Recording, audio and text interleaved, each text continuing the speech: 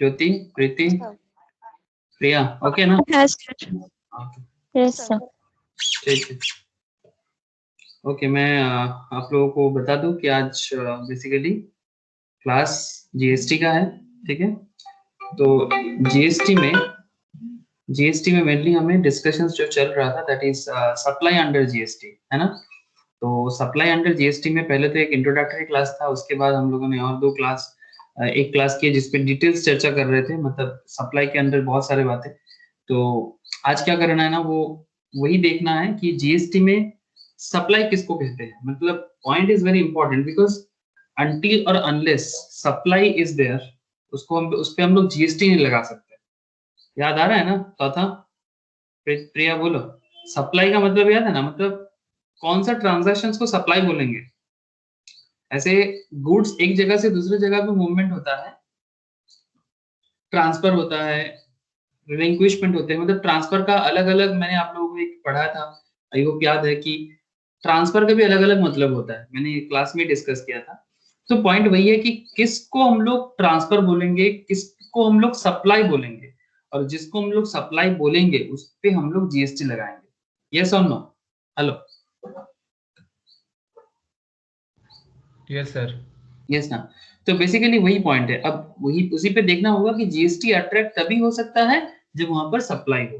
तो उसी मुद्दे पे चलो, कुछ बहुत सारे पॉइंट्स है, कुछ केस स्टडीज के साथ, कुछ एग्जांपल्स के साथ हम लोग एक एक करके बात को आगे बढ़ाते हैं। Supply is a very very important. अच्छा, मुझे बताना, थोड़ा सा कंफर्म करना, स्क्रीन शेयर है कि नहीं है?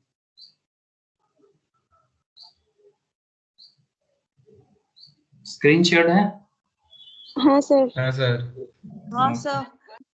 ठीक है।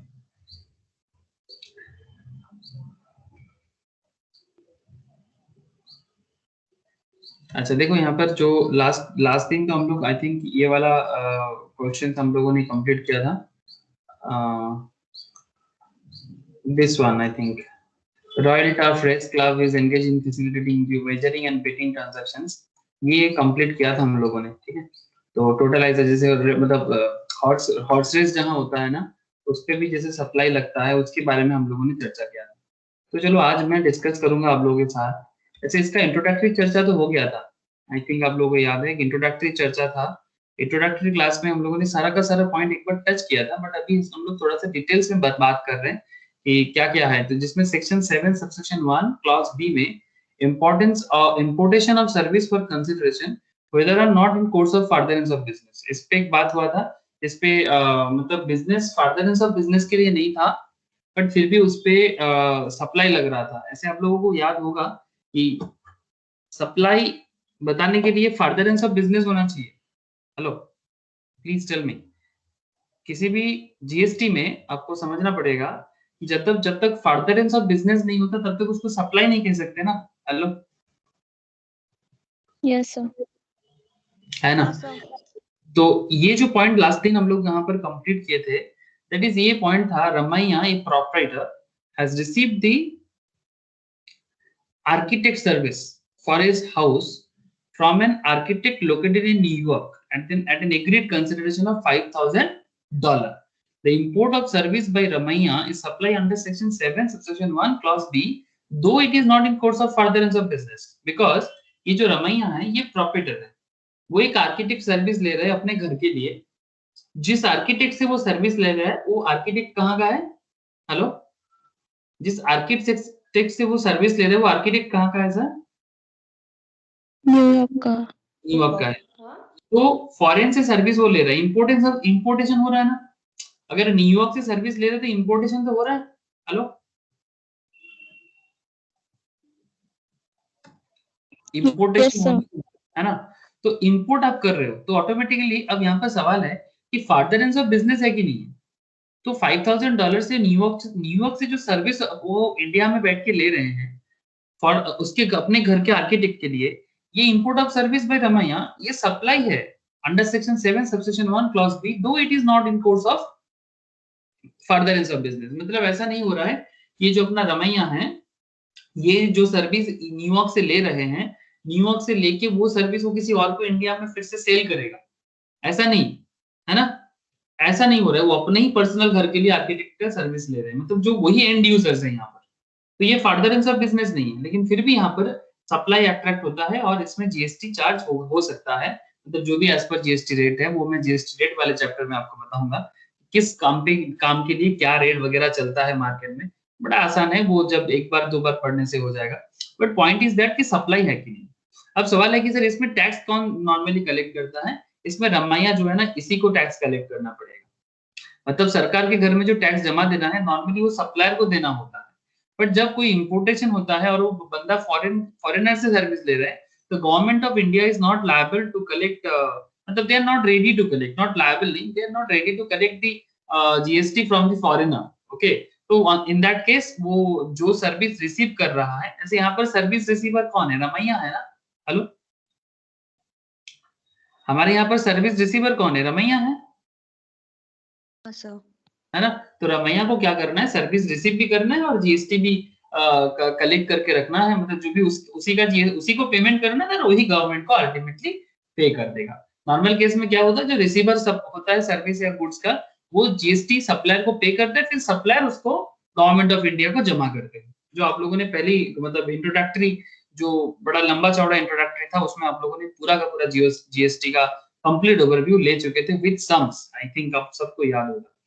तो सेक्शन 6 सबसेक्शन 1 क्लॉज बी का ये point already discuss in our last class. Okay, activities without consideration, जिसको हम लोग डीम्ड सप्लाई मानेंगे। अच्छा, और एक इंपॉर्टेंट पॉइंट कि सप्लाई होने के लिए कंसीडरेशन होना जरूरी है, यस और नो? जैसे फर्दरेंस ऑफ बिजनेस होना जरूरी है, वैसा ही कंसीडरेशन भी होना जरूरी है ना। बिना कंसीडरेशन का दुनिया में कुछ भी नहीं होता ना। होता है क्या बिना कंसीडरेशन का? नहीं सर। कुछ नहीं होता सर, दुनिया में फ्री कुछ नहीं है। Nothing is free in this world. मतलब सीरियसली फ्री क्यों होगा? कुछ भी फ्री नहीं होना चाहिए। हाँ, एक्सेप्ट जो भी भगवान ने दिया सारा का सारा फ्री तो है।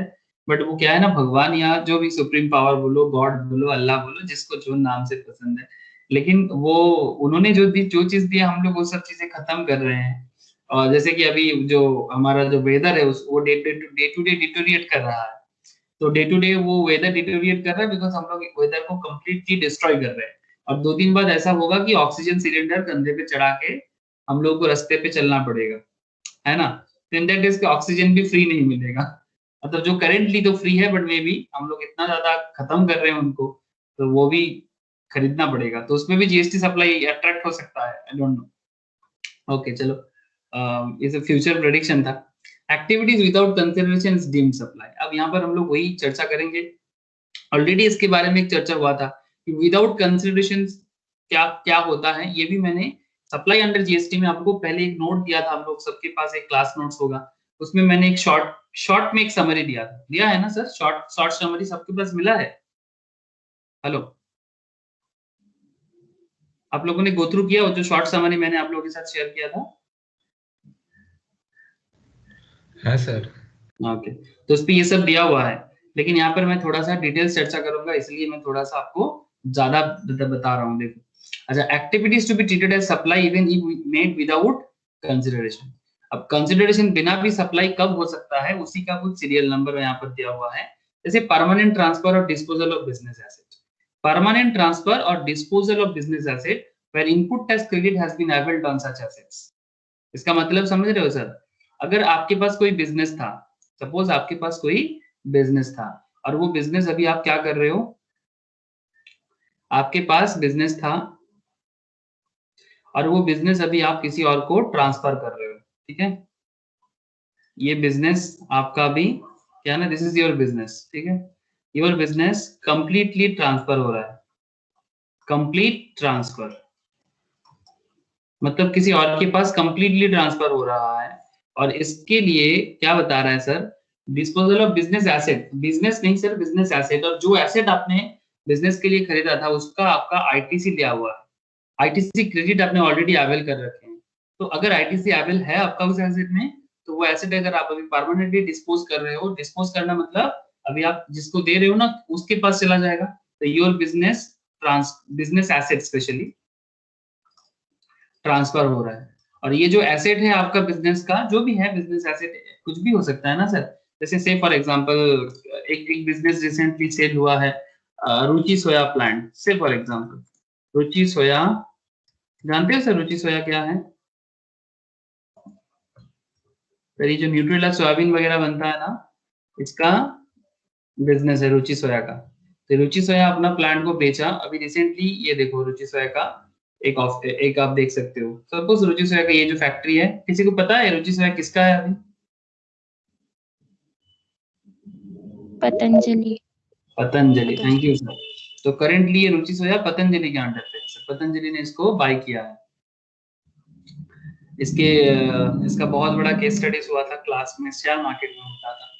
ओके सर, तो लेकिन पॉइंट क्या है, ये जो रुचि सोया कंपनी है, ये जिस टाइम पे अपना प्लांट वगैरह जो भी है इनके पास, ये जब सेल किया तो बिजनेस एसेट सेल हुआ। सपोज मानो इनका जो भी प्लांट्स है, जो भी इनका बिजनेस एसेट्स है, ये सेल करने के टाइम पे अगर इनका, ये देखो सर ये है रुचि सोया का प्रोडक्ट, आप जानते हो, ठीक है, ये सभी बड़ा popular product in the market. And India में सबसे ज्यादा अगर पाम ऑयल को इंपोर्ट करता था, वो सबसे ज्यादा यही है, मतलब अभी भी वही करता है, बट अभी तो हैंड चेंज हुआ है सर, इसका एक अलग ही कहानी है।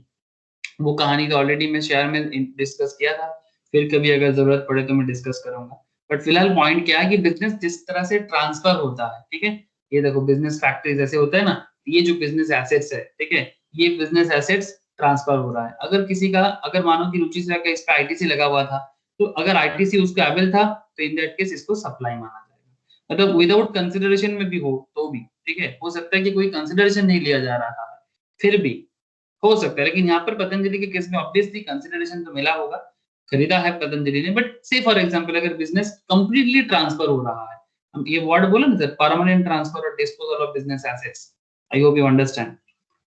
सप्लाई ऑफ गुड्स और सर्विस और बोथ बिटवीन रिलेटेड पर्संस, अगर सप्लाई ऑफ गुड्स और सर्विस और बोथ बिटवीन रिलेटेड पर्संस और between distinct person as specified in section 25 when made in the course of furtherance of business, अगर related persons पे और distinct persons में, related persons के बारे में तो हम लोगों ने बातें की है, आज मैं डिस्टिंक्ट पर्संस के बारे में भी आपके साथ डिस्कस करूंगा कि डिस्टिंक्ट पर्संस कौन होते हैं। So very important area, distinct persons, अगर इनके बीच में बिजनेस का ट्रांजैक्शंस हो रहा है, सेक्शन 25 ऑफ द जीएसटी बताते हैं कि when made in the course of furtherance of business, अगर विदाउट कंसीडरेशन भी हो तो भी सप्लाई माना जाएगा, ठीक है। provided that gifts not exceeding 50,000 rupees, provided that gift, अगर कोई किसी को गिफ्ट कर रहा है 50,000 से ज्यादा नहीं, हाँ 50,000 रुपीज, याद रखिएगा पॉइंट, 50,000 इज बिग वर्ड आप मान सकते हो, बिग वर्ड, बिकॉज 50,000 ये इनकम टैक्स में भी हम लोग इनकम फ्रॉम अदर सोर्स में इस पॉइंट को पढ़ते हैं, यहाँ पर भी जीएसटी में भी सेम पॉइंट ला रहे हैं sir. Gifts not exceeding 50,000 rupees in value of a financial year by an employer to employ, जब एक एम्प्लॉयर अपने एम्प्लॉय को 50,000 से ज्यादा गिफ्ट करे, shall not be treated as supply of goods और सर्विस और बोथ, तो 50,000 के अंदर का गिफ्ट है एम्प्लॉयर एम्प्लॉय के तरफ बीच में, तो फिर उसको भी सप्लाई नहीं मानेंगे। आप बात को समझ पा रहे हो ना सर? सपोज ये एक मोटा सा इंसान है, ये कौन है सर? एम्प्लॉयर है, ठीक है, ये एम्प्लॉयर है और एम्प्लॉय थोड़ा सा गरीब, मतलब ये एजम्पशन है, ऐसा जरूरी नहीं कि एम्प्लॉयर एम्प्लॉय ऐसा होता है, आजकल ऐसा मैटर नहीं करता। Say for example this is employ, okay, employ, ये इसको 50,000 तक, अप टू 50,000 तक अगर इसको गिफ्ट करे, अप टू 50,000 तक, तो इस पे सप्लाई अट्रैक्ट नहीं होता, तो इसलिए ऑटोमेटिकली सर क्या हो जाएगा, जीएसटी भी अट्रैक्ट नहीं करेगा। बात समझ में आ रहा है सर? हेलो, पॉइंट्स क्लियर हो रहा है ना सबको? प्लीज बताइएगा। हाँ सर। ओके, तो छोटा छोटा पॉइंट है सर, ध्यान से सुनते जाइए। स्टोरी जैसा है, मतलब story in the sense business का स्टोरी, जिसके साथ गवर्नमेंट एक बहुत बड़ा रोल प्ले करता है, मतलब ये पब्लिक बिजनेस करता है और गवर्नमेंट अपना इनकम करते हैं। जैसे आप सबको पता है, मैंने आप लोगों के साथ डेटा भी शेयर किया, इवन हम लोगों का इस क्लास में भी अपना, याद है आप लोगों को, हम लोगों ने बजट का क्लास किया था, वहां पर भी हम लोगों ने देखा कि इंडियन गवर्नमेंट का जो मेन रेवेन्यू का सोर्स है उसमें जीएसटी कितना बड़ा रोल प्ले करता है। अच्छा, supply of goods by a principal to his agent where the agent undertakes to supply such goods on behalf of the principals. Principal agent के बीच में जो बिजनेस होता है, किस बिजनेस को प्रिंसिपल एजेंट बिजनेस बोलते हैं, कोई बता सकते हो सर? इसके ऊपर एक अकाउंटिंग सिस्टम भी है, प्रिंसिपल एजेंट का business, principal and agent. Obvious बात है कि एजेंट को क्या मिलता होगा, एजेंट को क्या मिलता होगा sir? Commission. Thank you sir. Agent को मिलता है कमीशन। इसका एक अकाउंटिंग सिस्टम है, बता सकते हो कि किस तरह का अकाउंटिंग सिस्टम है? मतलब अकाउंटिंग चैप्टर भी पढ़ा जाता है, स्पेशली सीएसीएम में तो बहुत जोर का पढ़ा जाता है, सीएस में भी है सर, सीएस में भी पढ़ा जाता है। ठीक है, बता सकते हो चैप्टर का नाम क्या है? एनीवन? कंसाइनमेंट अकाउंट नाम सुने हो कि नहीं सुने हो? हाँ सर। है ना? ये कंसाइनमेंट में ये प्रिंसिपल एजेंट वाला कॉन्सेप्ट बहुत जबरदस्त समझा जाता है। कोई बात नहीं, फिलहाल अकाउंट्स तो नहीं करना है, बट पॉइंट इज कि supply of goods by a principal to his agent, where the agent undertakes to supply such goods on behalf of the principal, and by an agent to his principal. Agent भी principal को supply कर सकते हैं, where the agent undertakes to receive such goods on behalf of the principal. समझ में आ रहा है sir? Supply of goods by a principal to his agent, where the agent undertakes to supply such goods on behalf of the principal।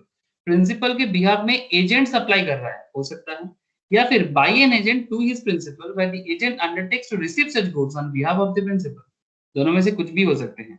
ये भी sir, ये जो supply of goods का यहाँ पर हम लोगों ने 3 पॉइंट ऐसे पढ़े, और सप्लाई ऑफ गुड्स एक बहुत इंपॉर्टेंट एरिया है जहां पर विदाउट कंसिडरेशन होने का चांसेस होता है ना सर? मतलब जब कोई एजेंट अपने हो सकता है कि सर एक बंदा कहाँ है, दिल्ली में है, और वो उसका कलकत्ता में एक ब्रांच है, ठीक है, दिल्ली ब्रांच से वो कोलकाता ब्रांच में कोई प्रोडक्ट को शेयर कर रहा है, ठीक है, सेल मतलब सेंड कर रहा है, मतलब दिल्ली से माल कोलकाता आके सेल होगा, ये सुनो। तो अगर दिल्ली से वो कोलकाता में प्रोडक्ट को भेजना चाहता है, से for example this is Delhi and here is Kolkata, okay, ये दोनों एरिया आपको दिख रहा होगा, this is new Delhi then this is Kolkata, okay. अब न्यू दिल्ली से प्रोडक्ट कोलकाता आएगा, तो कोलकाता में एजेंट है, न्यू दिल्ली में प्रिंसिपल है, तो इनके बीच में जब ट्रांसफर होता है, ऐसा बहुत केस में प्रोडक्ट का कोई कंसिडरेशन नहीं होता, ये सेल करेगा, उसके बदले में दिल्ली वाला प्रिंसिपल कोलकाता वाले एजेंट को क्या देगा सर? कमीशन देगा। तो जीएसटी वाले बोलते हैं कि इस पे भी नो कंसिडरेशन है, बट फिर भी इसको सप्लाई ट्रीट किया जाता है। तो याद रहेगा सर? हेलो, ये हम लोग अभी जो 4 पॉइंट डिस्कशंस किए, एक्टिविटीज विदाउट कंसिडरेशन, जिसको हम लोग डीम्ड सप्लाई बोलते हैं, ये क्लियर हुआ कि नहीं हुआ, बताइएगा। सर बोलो सर। ये प्रिंसिपल और एजेंट वाला पॉइंट एक बार फिर से रिपीट कर दीजिएगा। प्रिंसिपल और एजेंट वाला पॉइंट एक बार फिर से रिपीट कीजिएगा। ओके चलो सर, मैं फिर से रिपीट करता हूँ। चलो, मैं अभी जो बात कर रहा था कि डिफरेंट काइंड ऑफ हो सकता है, बट हम लोगों ने यहाँ पर जो कॉन्सेप्ट समझा सर, वो कॉन्सेप्ट ये था कि कॉन्सेप्ट क्या है कि प्रिंसिपल एक जगह में है और वो अपने एजेंट को, प्रिंसिपल अपने एजेंट को क्या कर रहा है? प्रोडक्ट सप्लाई कर रहा है, ठीक है। तो ये मैंने बोला था, यहाँ पर दिल्ली है अपना, यहाँ पर अपना कलकत्ता, ठीक है। तो ये दिल्ली में प्रिंसिपल है, ठीक है, प्रिंसिपल मतलब जिसका मेन बिजनेस है, और यहाँ पर एजेंट है, दैट इज कोलकाता। ये दिल्ली है और ये अपना कोलकाता है।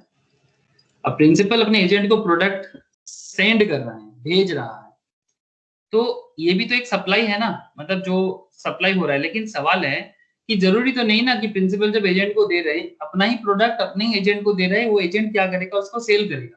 सर फ्रेंचाइजी बिजनेस होता है कि नहीं? वैसे फ्रेंचाइजी सिस्टम बिजनेस नहीं होता ऐसा, हाँ सर। है ना? तो ये फ्रेंचाइजी टाइप ऑफ बिजनेस में ऐसे होते हैं कि जो प्रिंसिपल होते हैं वो एजेंट को बोलते हैं कि ले तू ये प्रोडक्ट रख, सेल करना, उसके बाद मैं तुझे कमीशन दूंगा। अब बताने का कोशिश गवर्नमेंट बोल रही है कि ये जो दिल्ली से प्रिंसिपल के पास, एजेंट के पास प्रोडक्ट आ रहा है, कभी कभी ऐसा भी होता है कि एजेंट जो होता है ना, उसको पेमेंट करके प्रिंसिपल से लेना पड़ता है, ये भी सिस्टम होता है कि कुछ परसेंटेज देना पड़ता है, ठीक है।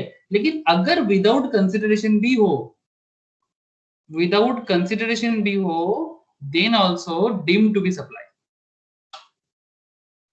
बात समझ में आ रहा है? कोई कंसिडर मतलब एजेंट प्रिंसिपल को कुछ पेमेंट नहीं कर रहा है, ठीक है, फिर भी विदाउट कंसिडरेशन है, फिर भी इसको डीम्ड सप्लाई माना जाएगा। यही तो बोला सर, यही तो बोला ना, पॉइंट क्या है, डीम्ड सप्लाई का पॉइंट है, ठीक है। Activities without consideration is deemed supply. उसी डीम्ड सप्लाई में हम लोगों ने 3-4 पॉइंट पढ़े, उनमें से एक पॉइंट था, पहला पॉइंट था disposal of business asset, second point था ट्रांसफर बिटवीन रिलेटेड और डिस्टिंक्ट पर्संस, थर्ड पॉइंट था और फर्दरेंस ऑफ बिजनेस पॉइंट था, फिर था आपका वो आपका एम्प्लॉयर एम्प्लॉई में गिफ्ट का पॉइंट, ठीक है, 50,000 तक छूटे उसके बाद सप्लाई माना जाएगा। And supply of goods by a principal to his agent, when the agent undertakes to supply such goods on behalf of the principal, या फिर by an agent to his principal, when the agent undertake to receive such goods on behalf of the principal. मतलब principal agent के behalf में receive करे या principal agent के behalf में sell करे, दोनों ही कॉन्सेप्ट में मतलब जीएसटी बता रहे हैं कि दोनों ही सप्लाई के अंदर आ जाएगा। और सप्लाई आने का मतलब क्या है, जीएसटी का चांसेस बढ़ जाता है। क्लियर ना सर? ज्योति बोलो। हाँ सर। दुनिया में अपने इंडिया में बहुत सारे ऐसे बिजनेस होते हैं सर जिसमें प्रिंसिपल एजेंट वाला खेल चलता है। मतलब ऐसे बिजनेस बहुत सारे, स्पेशली जो भी आप देखोगे कि दिल्ली में हेडक्वार्टर है, दिल्ली में बिजनेस का मेन बिजनेस है और बाकी वो कोलकाता में भेज रहा है या फिर डिफरेंट कोई ऐसा बिजनेस का कोई भी आप बता सकते हो जिसमें ये मतलब बड़ा बिजनेस है लेकिन वो ब्रांच बना बना के चलते हैं, बहुत सारे हैं। मुझे अभी याद नहीं आ रहा है सबका, बट एनीवन बता सकते हो सर, कोई ऐसा बिजनेस बताओ जो बेसिकली ब्रांच बेसिस में चलता है अलग अलग जगह में। एनी बिजनेस, कोई तो बताओ। Sir Reliance trends. Reliance trend franchise system पे नहीं चलता, वो तो अपने ओनरशिप बेसिस में ही चलता होगा। हाँ वहां पर वो क्या होता है ना, हेड मैनेजर के थ्रू से चलता है। Reliance trend is not the great example. अब हल्दीराम का ले सकते हो, हल्दीराम, मॉन्जिनीस, मिया मोरे।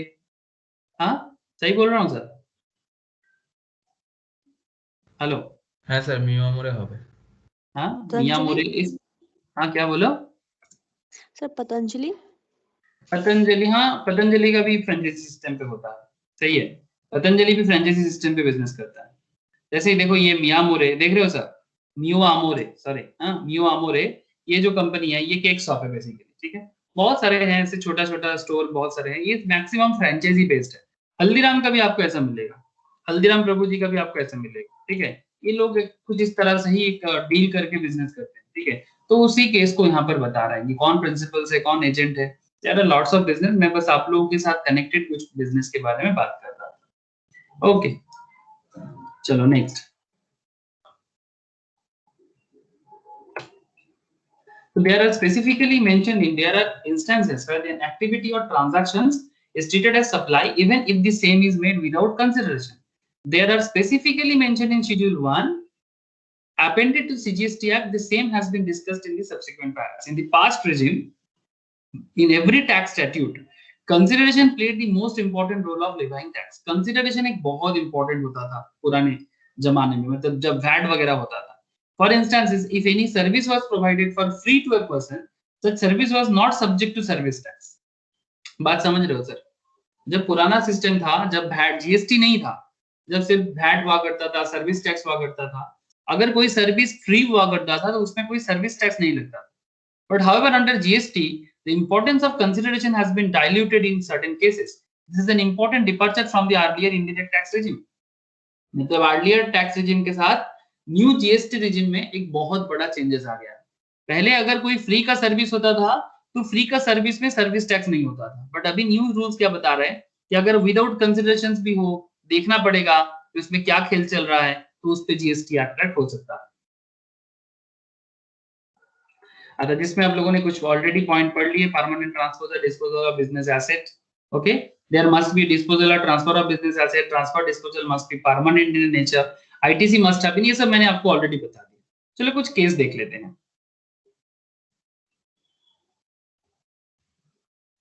अच्छा, ध्रुव gives old laptops being used in his business. Dhruv gives old laptops being used in his business to his friend free of cost. This will qualify as supply provided input tax credit has been availed by Dhruv on such laptops. बोलो sir, example clear है कि नहीं है? ध्रुव एक बंदा है जो अपना पुराना लैपटॉप अपने दोस्त को फ्री ऑफ कॉस्ट में दे रहे हैं, बट बता रहे हैं कि क्या ये ध्रुव अगर अपने दोस्त को लैपटॉप दे रहा है, क्या इसमें जीएसटी मतलब क्या इसको सप्लाई मानेंगे? हेलो बताइएगा सर, क्या इसको हम लोग सप्लाई ट्रीट करेंगे? No sir. क्यों? सर एक्चुअली वो तो ओल्ड है ना, लाइक यूज हो चुका है, लाइक वो ध्रुव का वो उस टाइम में जीएसटी पे कर दिया होगा ना, तो फिर कैसे कंसिडर करेंगे? देखो सर, वही तो पॉइंट था। হ্যাঁ ये স্যার जो হবে স্যার এটা मतलब इस पर्टिकुलर पॉइंट पे ऐसे नॉर्मली ओल्ड लैपटॉप अगर दोस्त को दे तो उस पे नॉर्मली जीएसटी अट्रैक्ट नहीं होना चाहिए, या फिर उसको सप्लाई नहीं मान सकते ऑब्वियसली, बिकॉज वो अपने दोस्त को अपना लैपटॉप दे रहा है, ठीक है, फ्री ऑफ कॉस्ट में। बट पॉइंट इज दैट कि this will qualify as supply provided, please point to be noted, provided ITC credit has been availed. Please बात को समझिएगा। अगर आपके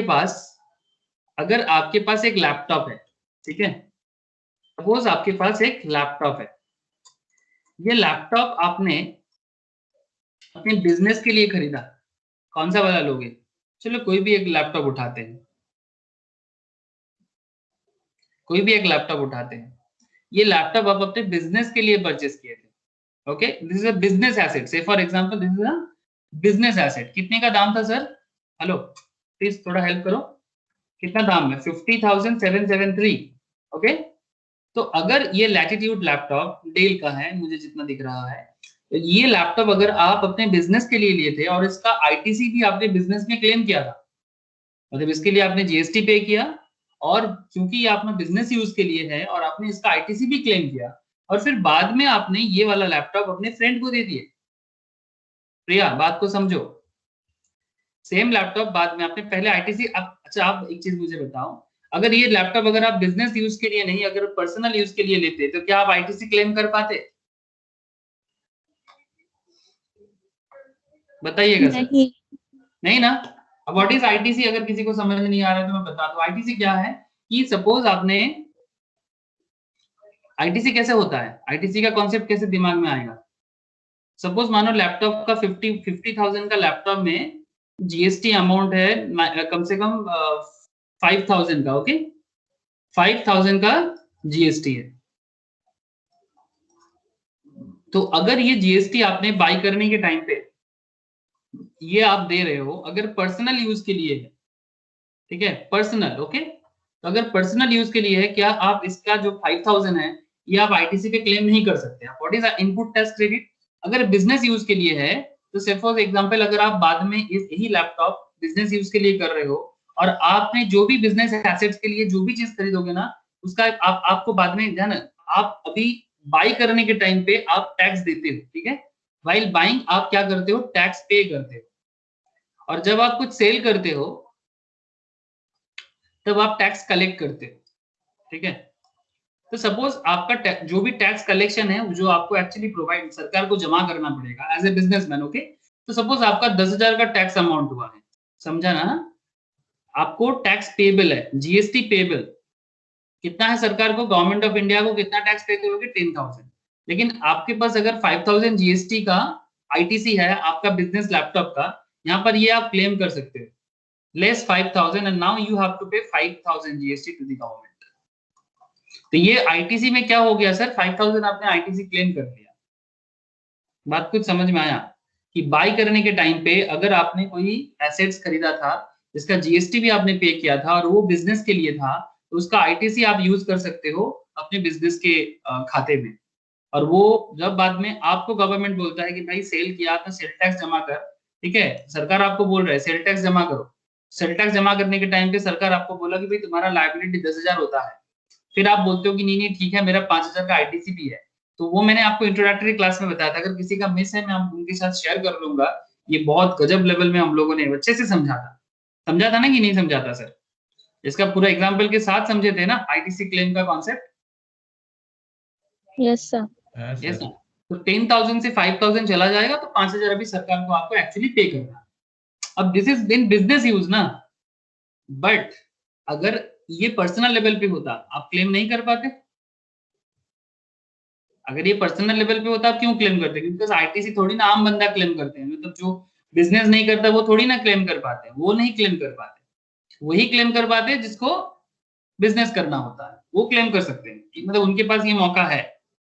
तो इस कॉन्सेप्ट में ध्रुव का जो लैपटॉप है ये माना जा रहा है कि अगर वो बिजनेस पर्पस में लिया था और अगर उसमें वो आईटीसी क्लेम किया था तो इन दैट केस ये सप्लाई ट्रीट होगा, अपने दोस्त को जो दिया ये सप्लाई ट्रीट होगा एंड जरूरत पड़ने से जीएसटी भी अट्रैक्ट हो सकता है।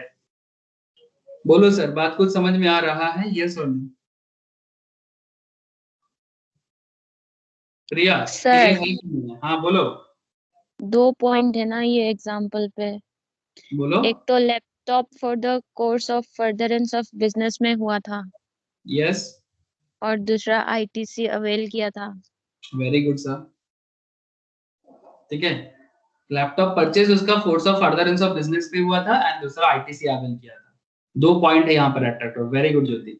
अब सेकंड पॉइंट में वो अपने दोस्त को फ्री ऑफ कॉस्ट में दे दिया, ठीक है आप दे दो फ्री ऑफ कॉस्ट, कंसिडरेशन कुछ नहीं है यहाँ पर। ओके, पहले का जमाना होता तो फ्री ऑफ कॉस्ट में कुछ भी होता तो उसका उसका कोई टैक्स नहीं होता, लेकिन इन दैट केस इसमें ये सप्लाई में ट्रीट हो जाएगा एंड वो सब्जेक्ट टू स्कैनिंग है, सब्जेक्ट टू असेसमेंट है कि वो जरूरत पड़ने से उस पर भी टैक्स लग सकता है। ठीक है, प्रिया समझ में आया कि नहीं आया? बोलो।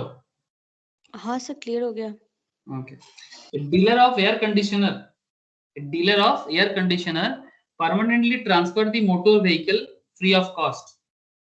A dealer of air conditioner permanently transfer the motor vehicle free of cost. ITC on said motor vehicle is blocked. मतलब वो पर्टिकुलर जो मोटर व्हीकल है उसमें ITC तो ब्लॉक्ड है sir. The transaction will not constitute a supply as the condition of availment of ITC on the business asset transferred is not fulfilled. बंदा air conditioner का permanent dealer है, dealer of air conditioner permanently transfer the motor vehicle free of cost, और उस particular motor vehicle पे कोई ITC नहीं ले सकता, ब्लॉक किया हुआ है गवर्नमेंट का। The transaction will not constitute A supply because उसमें आईटीसी अवेलेबल नहीं है, तो बिजनेस ऐसे ट्रांसफर हुआ है फिर भी वो फुलफिल नहीं करेगा बिकॉज उसमें आईटीसी ब्लॉक। अगर वो फ्री ऑफ कॉस्ट में करता है तो उसमें सप्लाई ट्रीट नहीं करेंगे तो नॉर्मल हो जाएगा, सप्लाई ट्रीट नहीं होगा तो जीएसटी भी अट्रैक्ट नहीं होता है। Point is that. Preeti Pritam बोल, क्लियर हो रहा है? প্রীতি বোঝা যাচ্ছে কি যাচ্ছে না? हाँ सर बुझতে পারছি। ओके, तो ये था आपका बेसिकली कंसिडरेशन, विदाउट कंसिडरेशंस में भी सप्लाई का कॉन्सेप्ट, उसका कुछ एग्जांपल्स भी आपने देखा। अब मैं आपसे बात करने जा रहा हूँ sir supply between related persons और डिस्टिंक्ट पर्संस। ध्यान से सुनिएगा, हाँ, सप्लाई बिटवीन रिलेटेड पर्संस और distinct persons, para 2 of schedule 1 GST act, CGST basically. Supply of goods or service or both between related persons or between distinct persons or specified in section 25. Point to be noted, huh? Section 25 is a very important section in this case. Will qualify as supply even if made without consideration, provided it is made in the course of furtherance of business. And now let us understand the terms related person and distinct persons. ये दो hot topic now. Related persons and distinct person. ध्यान से सुनिएगा। Related person किसको कहेंगे? A person who is under influence of another person, a person who is under influence of another person is called related person, like member of the same family. Okay, member of the same family. मैं आपको ये note share किया, आप इस notes में ही आगे मतलब एकदम स्टार्टिंग में ही ना पूरा मेंबर का रेलेवेंट डेफिनेशंस भी दिया हुआ है। और subsidiaries of A group company, subsidiaries of A group company, जो लोग कंपनी लॉ पढ़ते हैं उनको समझ में आ रहा है ना सर सब्सिडियरी क्या होता है। जैसे टाटा ग्रुप, टाटा ग्रुप के अंडर में कितना सारा सब्सिडियरीज के बारे में हम लोगों ने बात किया था, याद आ रहा है किसी को? हेलो सर, याद आ रहा है किसी को भी? टाटा के अंदर हम लोग कितना सारा सब्सिडियरीज अलग अलग कंपनीज के बारे में देखे थे। ये देखो, कंपनीज विद टाटा नेम्स। तो सब्सिडियरी कब होता है या ग्रुप कंपनीज में? जब किसी कंपनी का किसी दूसरे कंपनी में 51% शेयर होल्डिंग होता है तो वो उस कंपनी का होल्डर, और जिस कंपनी को होल्डिंग कर रहे हैं वो कंपनी को सब्सिडियरी कंपनी बोलते हैं। तो इसमें क्या होता है ना, इन्फ्लुएंस हो जाता है। जैसे यहाँ पर आप बहुत सारा देखोगे, तानिष्क ज्वेलरी ब्रांड इन इंडिया, इसमें टाटा का होल्डिंग है, ठीक है। इसमें बहुत सारा यहाँ पर आपका बहुत सारा मिलेगा आपको। यहाँ पर मैक्सिमम सब्सिडियरीज दिख रहा है sir, companies with Tata names, हाँ, ऐसे भी बहुत सारा है जिसमें टाटा का नाम नहीं होता, ओके, इसमें आपको टाटा का नाम नहीं मिलेगा, पर उसमें आपको ये देखो ऐसे बहुत सारे, जैसे वेस्ट वेस्ट साइड है ना सर, एक shopping retail and e commerce में, ये देखो ट्रेंड वेस्ट साइड देख रहे हो सर, ये भी टाटा का है। इन्फ्रीटेल रिटेल क्रोमा, ये भी आप लोग जानते होंगे, इसमें टाटा का होल्डिंग है। तो ये क्या होगा, ये सब आपका हो जाएगा होल्डिंग एंड सब्सिडरीज में हो जाएगा, ग्रुप कंपनीज में हो रहा है, Tata click e commerce platform में। तो पॉइंट इज दैट कि रिलेटेड पर्संस में अगर कोई सेम फैमिलीज के अंदर आता है वो तो रिलेटेड होता ही है, उसका डिटेल्स डेफिनेशंस एक बार इसी चैप्टर के स्टार्टिंग में देख लीजिएगा। And subsidiaries of A group companies, I hope group companies clear sir, group company clear ना? हाँ sir. Okay. Under GST law, various categories of related persons have been specified. The term related person has been defined in explanation to section 15. The said definition has been depicted by way of a diagram. Okay, चलो देखते हैं, कुछ diagram भी दिए हुए हैं.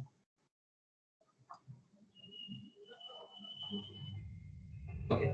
Persons including legal persons are deemed as related persons. Persons including legal persons are deemed as related persons. If such persons are officer, very important point बात कर रहे हैं सर, बहुत important point पे बात कर रहे हैं. Okay, such persons are officers or directors of one another business. मतलब एक दूसरे का business का कोई officers है, कोई office मतलब कंपनी का director है, बात समझ रहे हो?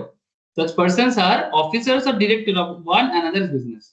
मतलब अगर A company and B company, suppose B company का ऑफिसर्स है, बी कंपनी ए कंपनी, मतलब एक बंदा है जो बी के कंपनी का ऑफिसर है और दूसरा बंदा ए के कंपनी का डायरेक्टर है, हो सकता है ऐसा, ठीक है? तो दो कंपनी है, दोनों कंपनी में एक दूसरे का कोई डायरेक्टर है, एक दूसरा तीसरे का कोई ऑफिसर है, मतलब कुछ इस तरह का होता है। एक ए कंपनी है, ठीक है, दूसरा बी कंपनी है, दोनों बिजनेस है, a limited and b limited, company नहीं बोलना चाहिए, ए लिमिटेड बी लिमिटेड। अब what is the meaning of this? अब इसमें आपको मैं क्या बताना चाह रहा हूं, आप समझो बात को। अब ए लिमिटेड का मतलब दो पर्सन है यहाँ पर, देयर आर टू पर्सन। अब ए लिमिटेड जो है, एक इसका नाम है ए, दूसरे का नाम है बी। ए जो है ये बी की कंपनी का डायरेक्टर है और बी जो है वो ए की कंपनी का ऑफिसर है। हो सकता है सर ऐसा? ऐसा हो सकता है? हाँ सर, शेयर होल्डिंग होने से ही कंपनी का डायरेक्टर बन सकता है। अगर बी ए का बी के कंपनी में शेयर होल्डिंग है, in that case board meeting में वो डायरेक्टर बन सकते हैं।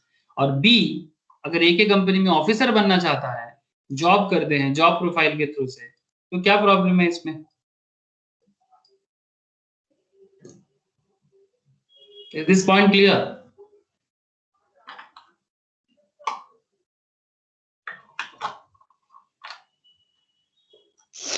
Yes sir. ओके, तो सर यही पॉइंट तो बोल रहे हैं sir, such persons are officers और directors of one another business, such persons are legally recognised partner, such persons are employer and employee. A third person control, owns or hold directly or indirectly greater than equals to 25% voting stock, greater than equals to 25% voting stock of share of both of them. Third person controls, own or hold, मतलब एक तीसरा व्यक्ति जो किसी की business पे at least directly या indirectly 25% से ज्यादा मतलब शेयर होल्डिंग का 25% या शेयर्स, या तो टोटल वोटिंग का 25% वोटिंग, जितना टोटल वोटिंग पावर है उसका 25%, या फिर टोटल 25% शेयर्स, या दोनों मिला के 25% अगर होल्ड करता है तो वो भी रिलेटेड पर्संस में आ जाएगा। मैं इसको एक बार आपको समझा देता हूँ, ये पर्टिकुलर पॉइंट को एक बार प्लीज समझिएगा। Third person control, owns and holds.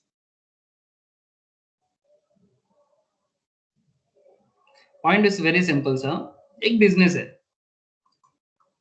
Suppose इस बिजनेस पे एक से एक बंदा है, एक से पर्सन जो एक्चुअली इस कंपनी का कोई नहीं है, मतलब प्रोमोटर में से कोई नहीं है, not a promoter, exactly not a promoter, मतलब बिजनेस का डायरेक्टली कोई नहीं लगता, बट ये कंपनी पे बिजनेस पे इन्वेस्ट किया है। ओके, ठीक जिस तरह से आप लोग जानते हो इन्वेस्टमेंट कैसे होता है, इस तरह से वॉलमार्ट ने फ्लिपकार्ट में इन्वेस्ट करके रखा, सॉफ्ट बैंक, अलीबाबा, पेटीएम में इन्वेस्ट करके रखा, काइंड ऑफ दैट। समझ में आ रहा है ना सर? नॉट ए प्रोमोटर है, तो एक से एक थर्ड पर्सन है, कोई तीसरा व्यक्ति जो कंपनी में इन्वेस्ट किया 25% इसका 25% शेयर में इन्वेस्ट किया, टोटल शेयर का 25%। जो लोग बेसिक्स ऑफ स्टॉक मार्केट पढ़े हो आई थिंक वो लोग समझ जाओगे कि ये किस तरह से परसेंटेज ऑफ होल्डिंग होता है। क्या ज्योति एंड प्रिया स्पेशली आप लोगों को जरूर याद आ रहा है सर कि किस तरह से शेयर होल्डिंग पैटर्न क्रिएट होता है, याद आ रहा है ना? Yes sir. जैसे अगर मैं आपको यहाँ पर पेटीएम दिखाऊं तो आपको थोड़ा समझ में आएगा। Just look the Paytm share holding pattern. क्या देख पा रहे हो सर? पेटीएम पे पेरेंट देखो सर, कौन है इसका पेरेंट में बहुत सारा है। इसका ओनर जो है that is promoter is Vijay Shekhar Sharma, है ना? पेटीएम का प्रोमोटर इज विजय शेखर शर्मा। इस बिजनेस में विजय शेखर शर्मा का जो प्रोमोटर है उसी का शेयर होल्डिंग आपको कितना दिख रहा है सर, बोलो?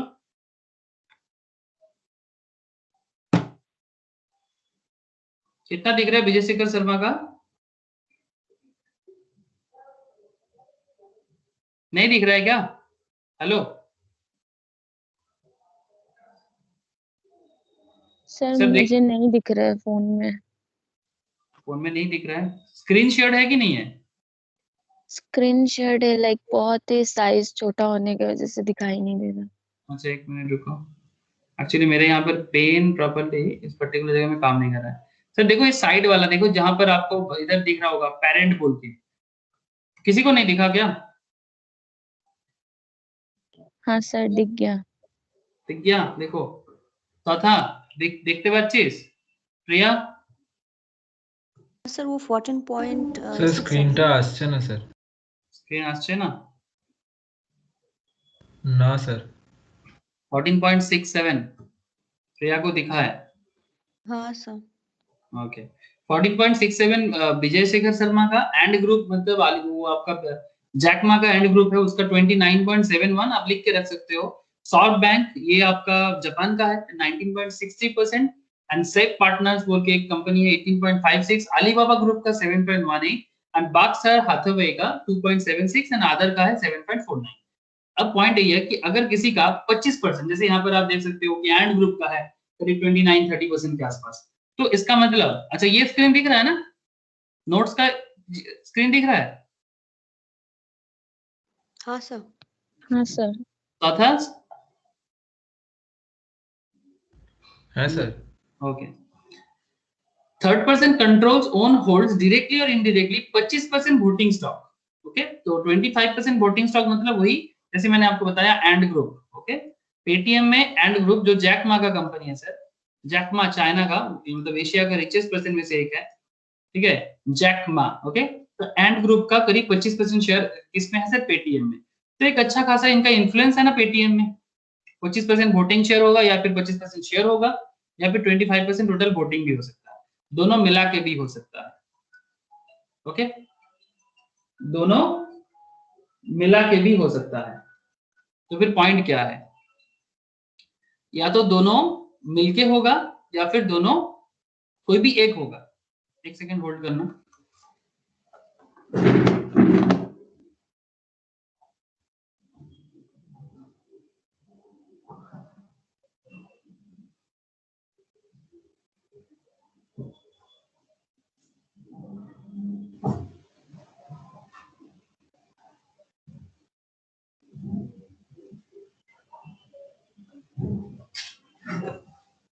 ओके सुनाई दे रहा है ना मेरा आवाज? हाँ सर। ओके तो आई होप आपको समझ में आ रहा है कि ये भी रिलेटेड पर्संस कहलाएंगे सर, मतलब जो बेसिकली कंपनी का शेयर को इन्फ्लुएंस कर सकता है। तो third person controls owns hold related persons में, one of them controls directly और इनडायरेक्टली द अदर। मतलब ये मतलब अलग पॉइंट है जहां पर बता रहा है कि एक बंदा दूसरे बंदे को डायरेक्टली या इनडायरेक्टली कंट्रोल करता है। One of them controls the other, third person control directly और indirectly both of them. Such persons together control directly or indirectly a third person. Such persons are member of the same family. Okay? वैसे ये point तो सबसे पहले ही समझ में आता है कि member of the same family and one of them is the sole agent or sole distributor, sole concessionary of the other. ओके मतलब कंसेशनरी मतलब वही कंसाइनमेंट वाला concept, sole distributor, sole agent, sole concessionary of the other. अगर ऐसा concept होता है तो ये सारा का सारा कौन हो गया सर? ये ऑल ऑफ देम क्या हो गया? रिलेटेड पर्सन हो गया ना। हेलो सर, लीगल पर्सन या मतलब person including legal person are deemed as related person. तो सब मिला के रिलेटेड पर्सन समझ में आ रहा है कि नहीं आ रहा है? Yes sir. ओके तो ये सेक्शन 25 का जो रिलेटेड पर्सन है, तो वेरी इंपॉर्टेंट पॉइंट्स ध्यान में रखिएगा, बिकॉज बहुत सारे करप्शंस, घोटाला वगैरह ये सब रिलेटेड पर्सन के थ्रू से ही हो जाता है मार्केट में। तो था प्रिया बोलो, समझ में आ रहा है? प्रीति समझ में आ रहा है रे? हाँ सर। हाँ सर। ओके प्रिया के नाम पे यहाँ पर एग्जांपल दे दिया, ठीक है कोई बात नहीं। Miss Priya holds 30% shares of ABC limited. ऐसे प्रिया भी बहुत ज्यादा शेयर मार्केट में इन्वेस्टमेंट करते हैं, चलो अच्छा एग्जांपल रिलेट करके, ठीक है। तो miss Priya holds 30% shares of ABC limited and 35% shares of XYZ limited, ठीक है। ABC limited and XYZ limited are related, बात समझ में आया sir? Priya holds 30% shares of ABC limited and 35% shares of XYZ limited. तो क्योंकि प्रिया का दोनों कंपनी में करीब करीब 25% से ज्यादा शेयर होल्डिंग है, एक्सवाईजेड में भी और एबीसी में भी, तो इन दैट केस दोनों कंपनी दोनों से रिलेटेड हो गया, एबीसी एंड एक्सवाईजेड। बात कुछ समझ में आ रहा है?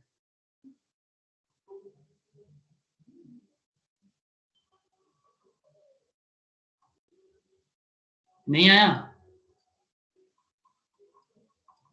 प्रिया का share holding, okay,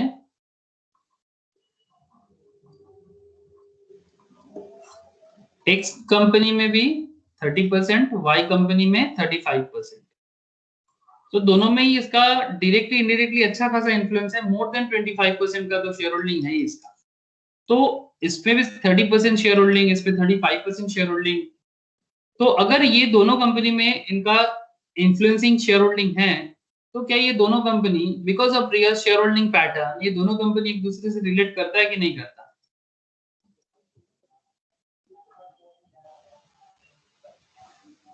tell me sir, related होता है कि नहीं होता? प्रीतम बोल। हाँ सर। है ना, बस यही तो मुद्दा है। Q Limited has a deciding role in corporate policy. Q Limited has a deciding role in corporate policy, operations management and quality control of R Limited. Q Limited का deciding role है किस पे?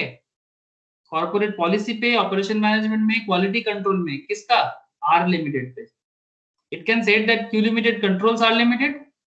क्या हम लोग बोल सकते हैं कि अगर Q Limited का डिसाइडिंग फैक्टर कॉर्पोरेट पॉलिसी में, ऑपरेशन मैनेजमेंट में, क्वालिटी कंट्रोल में R Limited के साथ है, तो क्या हम ऐसे कह सकते हैं कि Q Limited controls R Limited? And in that case Q Limited are related to R Limited? ये कहना उचित होगा कि नहीं होगा?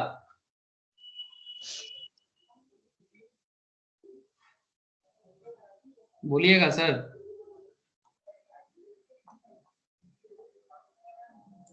समझ में आ रहा है कि नहीं आ रहा है? हेलो। हाँ सर।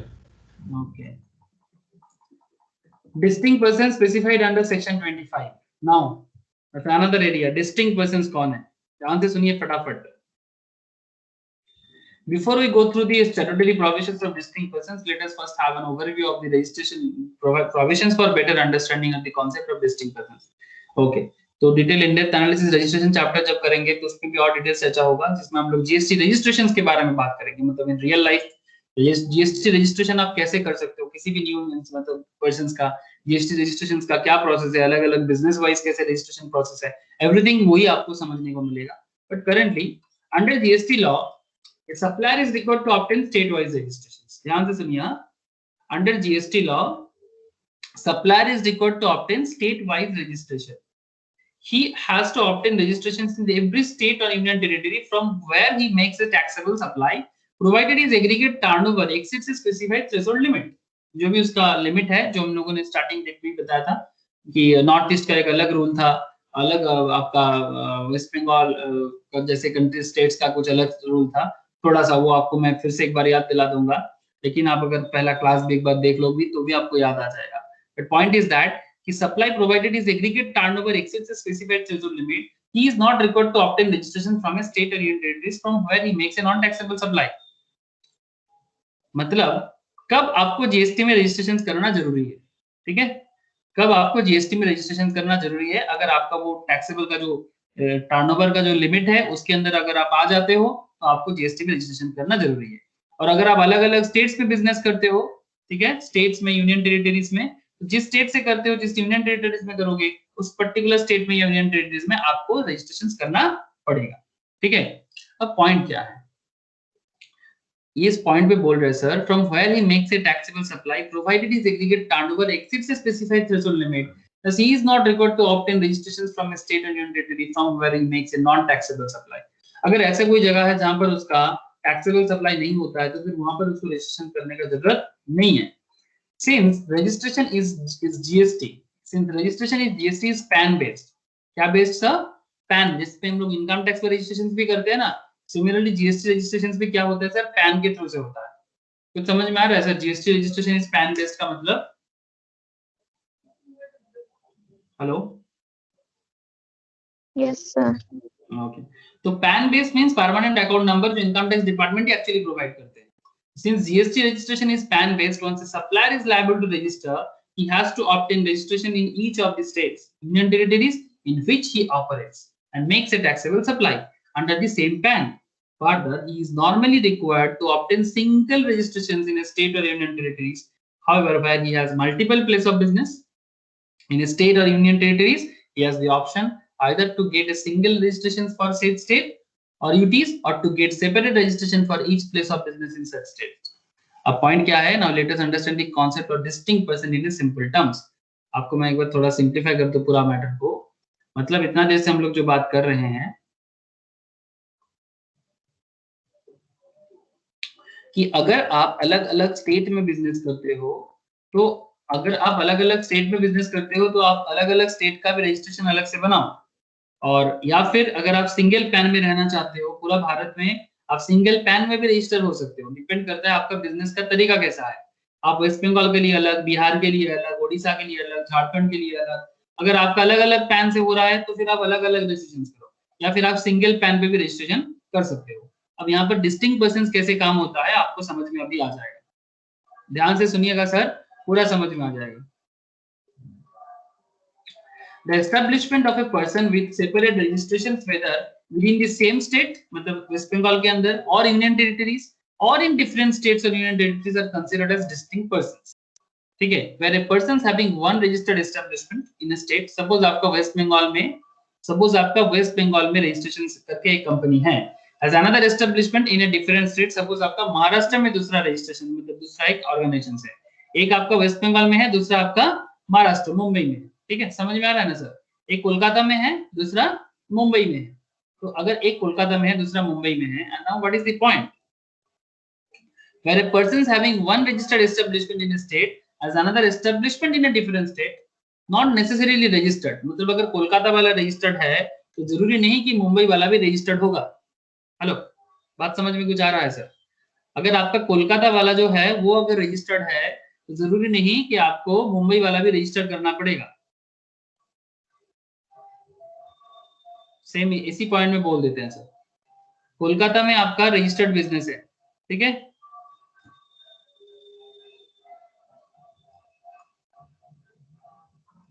लेकिन मुंबई में भी आपका जो ब्रांच आपने बनाया वो रजिस्टर्ड नेसेसरी नहीं है, नॉट नेसेसरीली रजिस्टर्ड। वहीं पर आपका एक्चुअली डिस्टिंक्ट पर्संस का काम हो जाता है। आपको मैं धीरे धीरे समझाता हूँ। Statutory provisions relating to distinct persons are contained in subsection 4 and 5 of section 25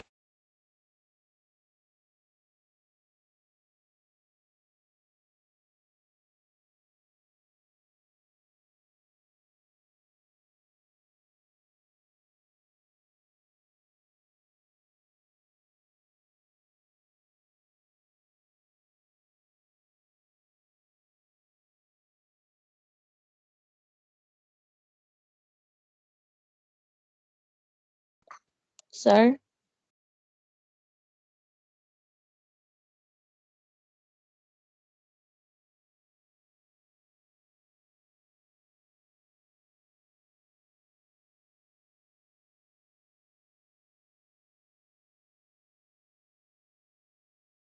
sir आपका वॉइस नहीं आ रहा है।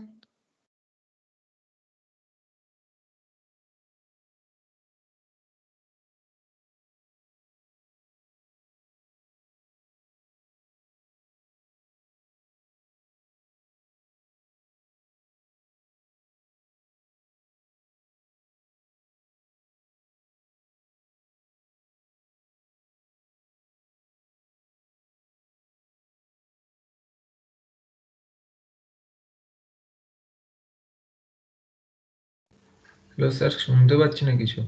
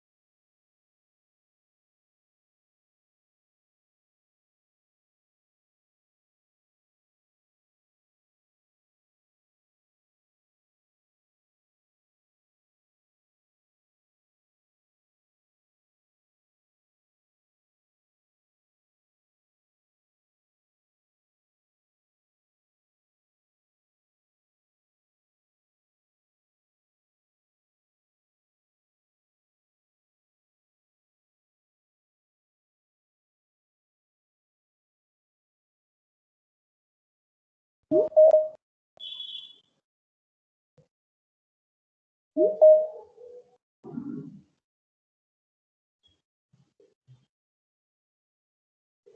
आ रहा है? हेलो। हाँ सर। ओके।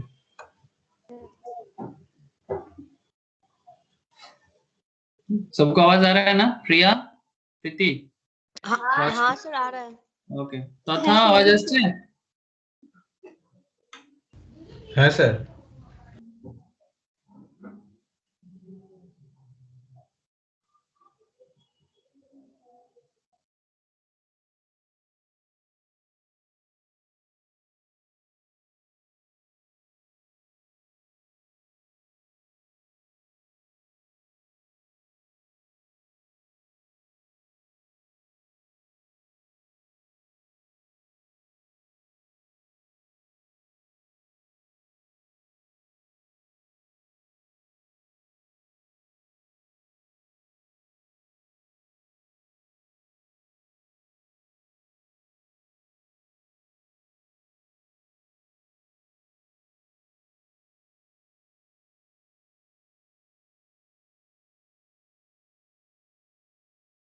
सर वॉइस नहीं आ रहा है।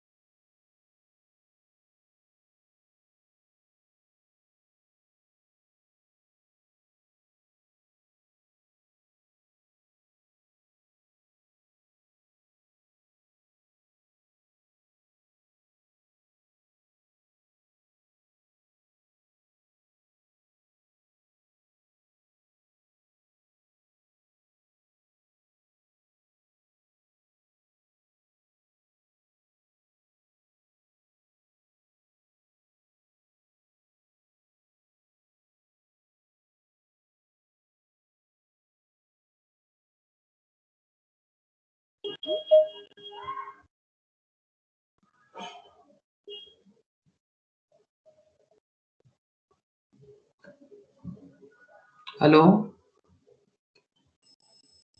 आप लोग हो क्या? हाँ सर। प्रीति, प्रिया, प्रिया हाँ सर। आवाज आ रहा है? सर अभी आ रहा है। हाँ सर अभी आ रहा है। ज्योति, आवाज आ रहा है ज्योति?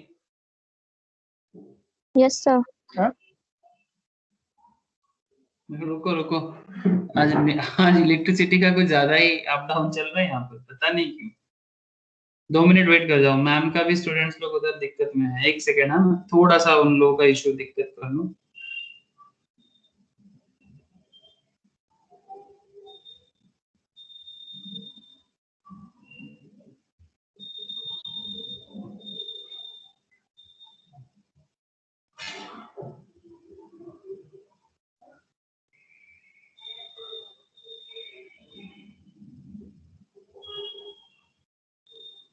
एक सेकेंड ना, होल्ड करो, 2 सेकेंड ना, अभी आता हूँ, 2 सेकेंड।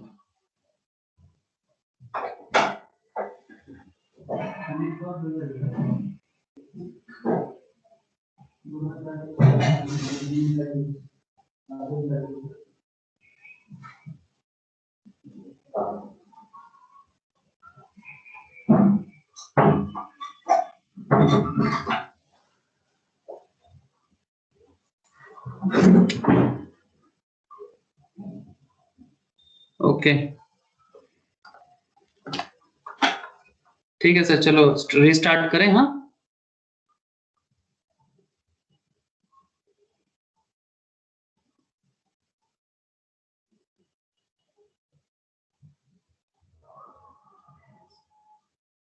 स्क्रीन शेयर है, देखो तो। हाँ सर। हेलो ओके अच्छा, इस पॉइंट में चल रहा था हम लोग, that is distinct persons ना, तो statutory provisions relating to distinct persons are contained in subsection 4(5) of section 25. they have been discussed. okay चलो मैं देखता हूँ कि ये distinct persons में क्या बात है, ठीक है। तो first of all the important area is कि सबसे पहले एक एग्जांपल देखते हैं। हाँ मोहन, सबको दिख रहा है ना? प्रदीप, ज्योति, दिख रहा है सबको? हाँ sir. Okay. Yes sir. Okay. तो मोहन एक चार्टर्ड अकाउंटेंट है, has a registered head office in Delhi. He has also obtained registrations in the state of West Bengal. उनका एक रजिस्ट्रेशन वेस्ट बंगाल में भी है, ठीक है। In respect of his newly opened branch office, Mohan shall be treated as a distinct person in respect of registration in West Bengal and Delhi. कुछ समझ में आ रहा है? समझ में कुछ आया सर? बोलो, समझ में आया कि नहीं आया? नहीं आया। नहीं आया? किसी को समझ नहीं आया? है सर। चौथा को आया? अच्छा चलो मैं फिर से एक बार समझाता हूँ। मोहन जो चार्टर्ड अकाउंटेंट है, उसका रजिस्टर्ड हेड ऑफिस कहाँ है? दिल्ली में, ठीक है। He has also obtained registration in the state of West Bengal in respect of his newly opened branch office. तो बेसिक पॉइंट यही है कि चलो इसका एलेबोरेशन थोड़ा देखो तो समझ में आ जाएगा, I hope. Registered head office in Delhi, business का रजिस्टर्ड हेड ऑफिस कहाँ है? दिल्ली में, ठीक है। और रजिस्टर्ड ब्रांच ऑफिस कहाँ है? वेस्ट बंगाल में है। तो ये मोहन अगर वेस्ट बंगाल में भी अपना अलग से रजिस्ट्रेशन किया है तो वो सेम बंदा है, लेकिन फिर भी वो दोनों जगह में डिस्टिंक्ट पर्संस की तरह ट्रीट होगा। Hello, Mohan is the same person, is the same chartered accountant, but अगर उसका बिजनेस दोनों एरिया में अलग अलग रजिस्ट्रेशंस के साथ है, दिल्ली में भी एंड वेस्ट बंगाल में भी, तो दोनों जगह में वो डिस्टिंक्ट पर्संस कहलाएंगे सर, एज पर जीएसटी।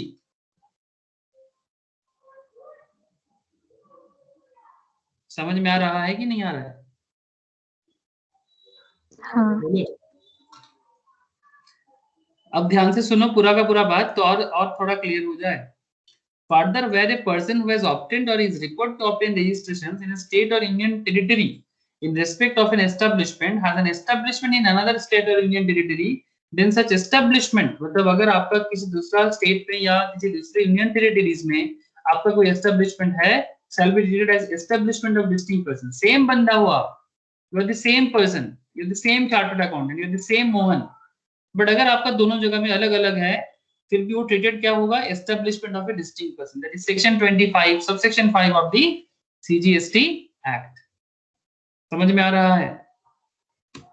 बोलो, अब थोड़ा क्लियर हो रहा है, नहीं हो रहा है?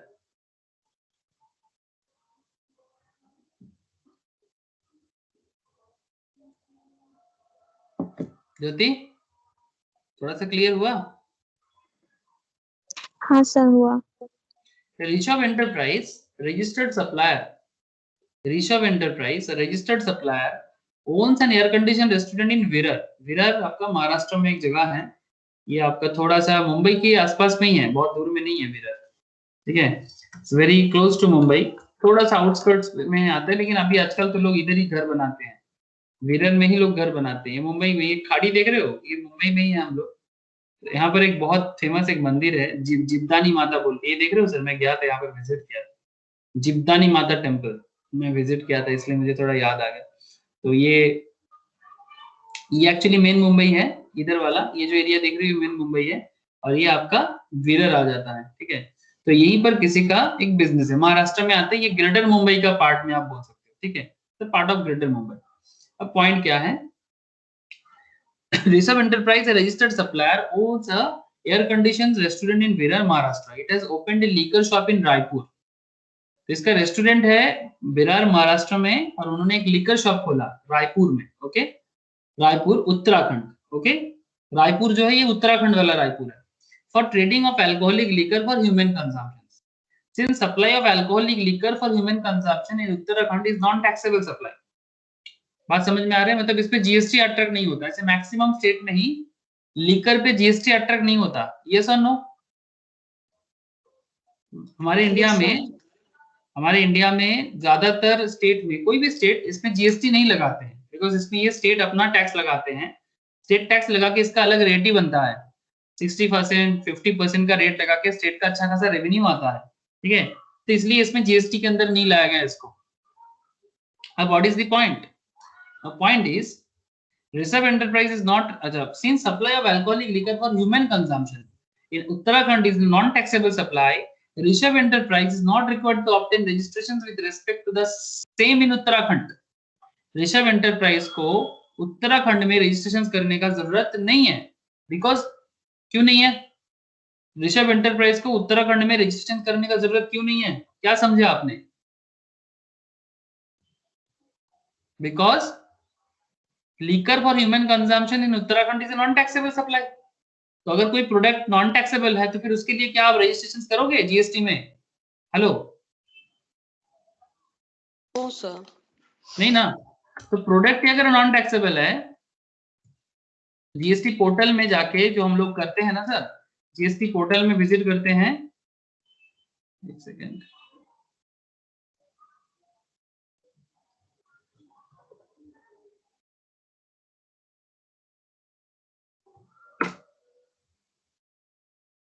जीएसटी पोर्टल में हम लोग विजिट करते हैं। कहाँ चला गया जीएसटी का? ये वाला नहीं, जीएसटी सरकार का जीएसटी वाला कहाँ चला गया?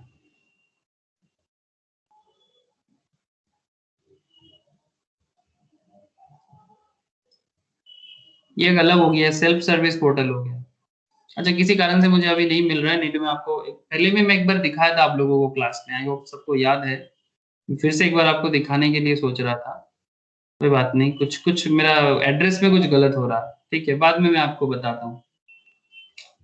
तो अगर आप एक नॉन टैक्सेबल सप्लाई का कर रहे हो तो उसके लिए आपको रजिस्टर करने का दरकार नहीं है। कहाँ पर? उत्तराखंड में। In this case air condition restaurant in Maharashtra and liquor shop though unregistered in Uttarakhand shall be treated as establishment of distinct persons. Supply by Maharashtra restaurant Uttarakhand shop in course of furtherance of business even without consideration will qualify as supply. मैं फिर से आपको इस particular point को फिर से एक बार मैं आपको एलाबोरेट करता हूँ। एस्टैब्लिशमेंट ऑफ डिस्टिंक्ट पर्सन्स, दोनों एक ही बंदे का है, बट ये इसको एस्टैब्लिशमेंट ऑफ डिस्टिंक्ट पर्सन्स माना जाएगा। Registered restaurant in Maharashtra and unregistered liquor shop in Uttarakhand. Okay, तो अगर उत्तराखंड में उनका लिकर शॉप है और इस लिकर शॉप से अगर वो रेस्टोरेंट मतलब महाराष्ट्र वाला रेस्टोरेंट में अगर वो लिकर से मतलब सप्लाई करते हैं, ठीक है, तो ये विदाउट कंसिडरेशन ही होगा ना। अपने ही बिजनेस पे थोड़ी ना कोई कंसिडरेशन लेगा। हेलो, अपना ही बिजनेस है, उत्तराखंड का लिकर शॉप भी मेरा और महाराष्ट्र वाला रेस्टोरेंट भी मेरा, तो नॉर्मली ये विदाउट कंसिडरेशन ही होने वाला है। अगर लिकर में उत्तराखंड वाला लिकर शॉप से अगर मैं महाराष्ट्र वाला रेस्टोरेंट में अगर मैं लिकर सप्लाई करूं तो, हेलो,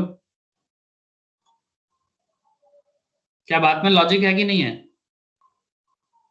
हाँ सर, है ना? हाँ सर। तो पॉइंट क्या है फिर से एक बार समझो। ऋषभ एंटरप्राइज रजिस्टर्ड सप्लायर कहाँ का? महाराष्ट्र का, विरार का। It has been opened a liquor shop in Raipur Uttarakhand. Trading of alcoholic liquor for human consumption कहाँ पर? उत्तराखंड पे। फॉर ट्रेडिंग अच्छा, since supply of alcoholic liquor for human consumption in Uttarakhand is a non taxable supply, तो उसके लिए registration करने का जरूरत नहीं है।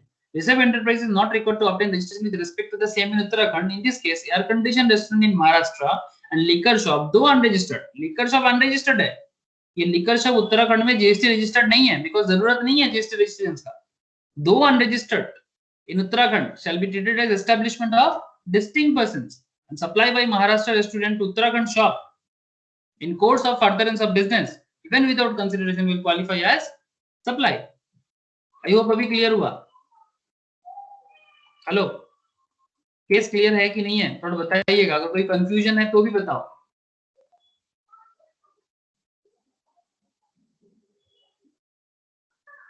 हेलो सर, बोलो, कोई कंफ्यूजन है या क्लियर है? क्लियर है सबको? क्लियर है। क्लियर है। ओके। तो ये जो पॉइंट अभी हम लोग पढ़ रहे हैं, इसका मेन मुद्दा क्या है? स्टॉक ट्रांसफर और ब्रांच ट्रांसफर। स्टॉक ट्रांसफर और branch transfer qualify as supply. It is a common practice in business that one branch supplies service to another branch. It is a common practice in business that one branch supplies service to another branch of same entity without consideration. ये तो common practice है. एक ही business का दोनों branch एक दूसरे को जो भी सप्लाई या सर्विस जो भी करे वो विदाउट कंसिडरेशन करेगा. यस और नो? आपका सेम बिजनेस का दोनों ब्रांच में अगर कुछ ट्रांजैक्शंस होगा तो विदाउट कंसिडरेशन ही होगा ना. क्या रहता था? हाँ। Similarly, goods transferred among different units of same entity. Goods transferred among different units of same entity free of cost. For instance, distribution of samples manufactured in a factory to different branches. मतलब factory में product बना और उसका sample branch में different branch में दिया जा रहा है. और transfer of goods from factory to depot और showroom. Sale thereon from one warehouse to another warehouse, from one branch to another branch where the demand of goods is higher. मतलब एक branch में डिमांड ज्यादा है, दूसरा branch में demand थोड़ा लो है, तो जहां डिमांड कम है वहां से ट्रांसफर करके प्रोडक्ट को दूसरा ब्रांच में शिफ्ट करना. These transactions are termed as self supply. ये जितना सारा सप्लाईज यहाँ पर हम बात कर रहे हैं ना, ये सबको सेल्फ सप्लाई बोलते हैं. मतलब अपने ही गोडाउन से ब्रांच में देना, अपनी ही फैक्ट्री से शोरूम में देना. These are called self supplies. Under GST, these transactions undertaken without consideration will also qualify as supply. GST में without consideration ही होता है, फिर भी इसको सप्लाई मानेंगे, provided the transfer of goods or services between. Provided, ध्यान से सुनिएगा क्यों सप्लाई बोला गया है. Different locations, जो लोग GST बनाया ना, कितना ध्यान से एक एक पॉइंट को वो लोग एनालाइज किया, आप सोचोगे तो दिमाग खराब हो सकता है. Different locations with separate GST registrations of same legal entity, as these are transactions between distinct persons or establishment of distinct persons. ध्यान से एग्जांपल को देखिए, आपको ये दोनों पॉइंट समझ में आएगा. Raghubir fabrics, very interesting. Raghubir fabrics transfer 1000 shirts from his factory. Raghubir का फैक्ट्री है शर्ट्स का, जहां से वो 1000 शर्ट्स लोकेटेड इन लखनऊ. कहां है सर? लखनऊ पे. To his retail showroom in Delhi. Lucknow से Delhi, Lucknow to his retail showroom in Delhi, so that the same can be sold from there. Lucknow से दिल्ली में वो अपना शर्ट्स 1000 शर्ट्स सप्लाई कर रहा है अपने ही. लखनऊ में उसका फैक्ट्री है और दिल्ली में उसका शोरूम है.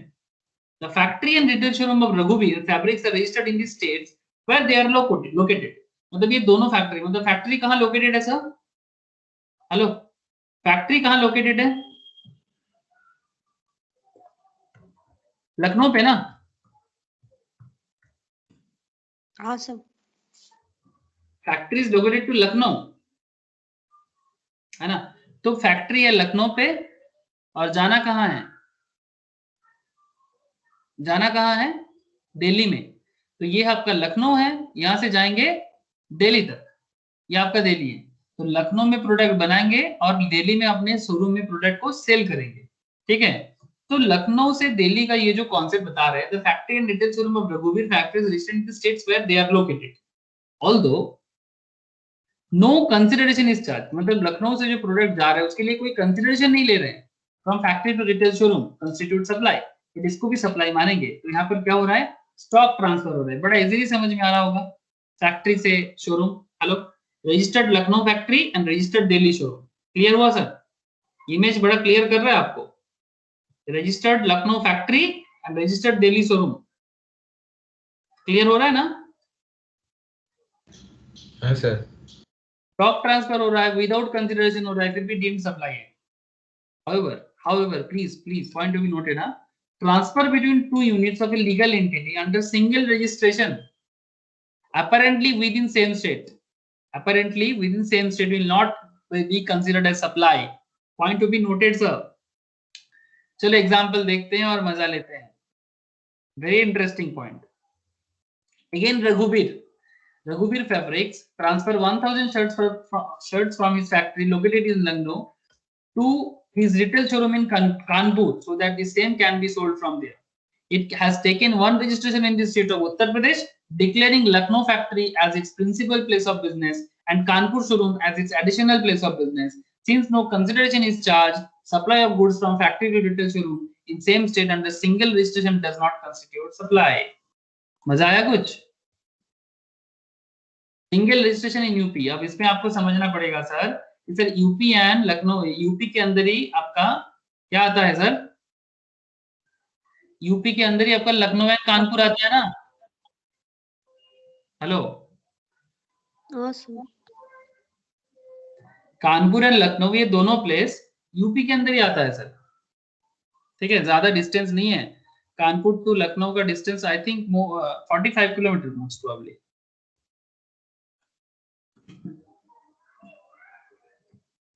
कानपुर टू लखनऊ 94 किलोमीटर में थोड़ा रॉन्ग था, करीब 94 किलोमीटर लखनऊ टू कानपुर. दोनों बिग सिटी है.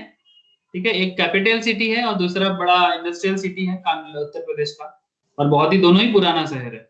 ये दोनों शहर में ज्यादा डिस्टेंस नहीं है, दोनों उत्तर प्रदेश में आते हैं और सिंगल यूपी वाला एक रजिस्ट्रेशन है. तो अगर लखनऊ के फैक्ट्री से कानपुर वाले फैक्ट्री में शोरूम में प्रोडक्ट आता है तो इस पे जीएसटी चार्ज नहीं होगा. इसमें जीएसटी चार्ज या उसको सप्लाई नहीं मानेंगे basically, and that is the reason कि इस पे जीएसटी चार्ज नहीं होगा. क्लियर है sir? Stock transfer not a supply अगर सिंगल रजिस्ट्रेशन इन यूपी हो तो. बात बराबर है कि नहीं? समझ में आ रहा है कि नहीं आ रहा है? ज्योति बोलो, চিঠি প্রীতম বোঝা যাচ্ছে কি যাচ্ছে না? हाँ सर. ओके, तो फिर डिस्टिंक्ट पर्सन्स क्लियर हुआ ना?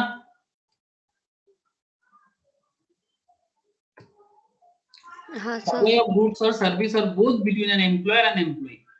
In terms of the definition of related persons, हम लोगों ने ऑलरेडी देख लिया related persons क्या होते हैं. उसमें employer employee एक बहुत बड़ा related persons थे. However, service provided by an employee to the employer in the course of in relation to his employment are not treated as supply.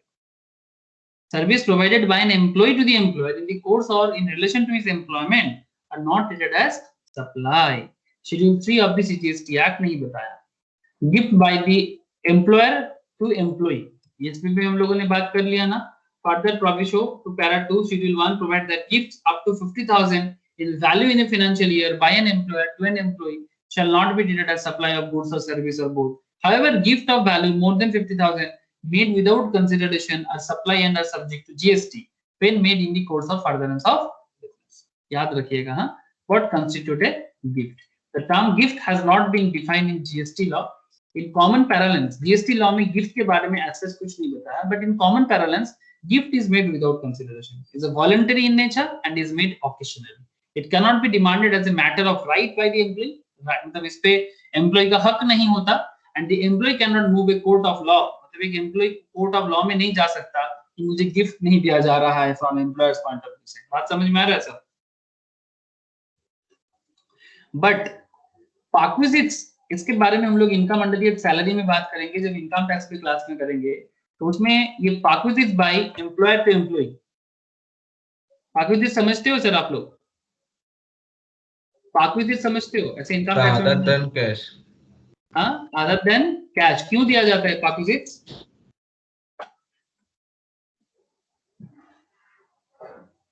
perquisites क्यों दिया जाता है? Other than cash it's okay, but क्यों दिया जाता है? Any idea? Sir allowances इसमें दिया है. Allowance is different little bit. Allowance is different, little bit different. Maximum allowance tax free भी हो सकता है, but perquisites पे taxable होने का चांसेस ज्यादा होता है.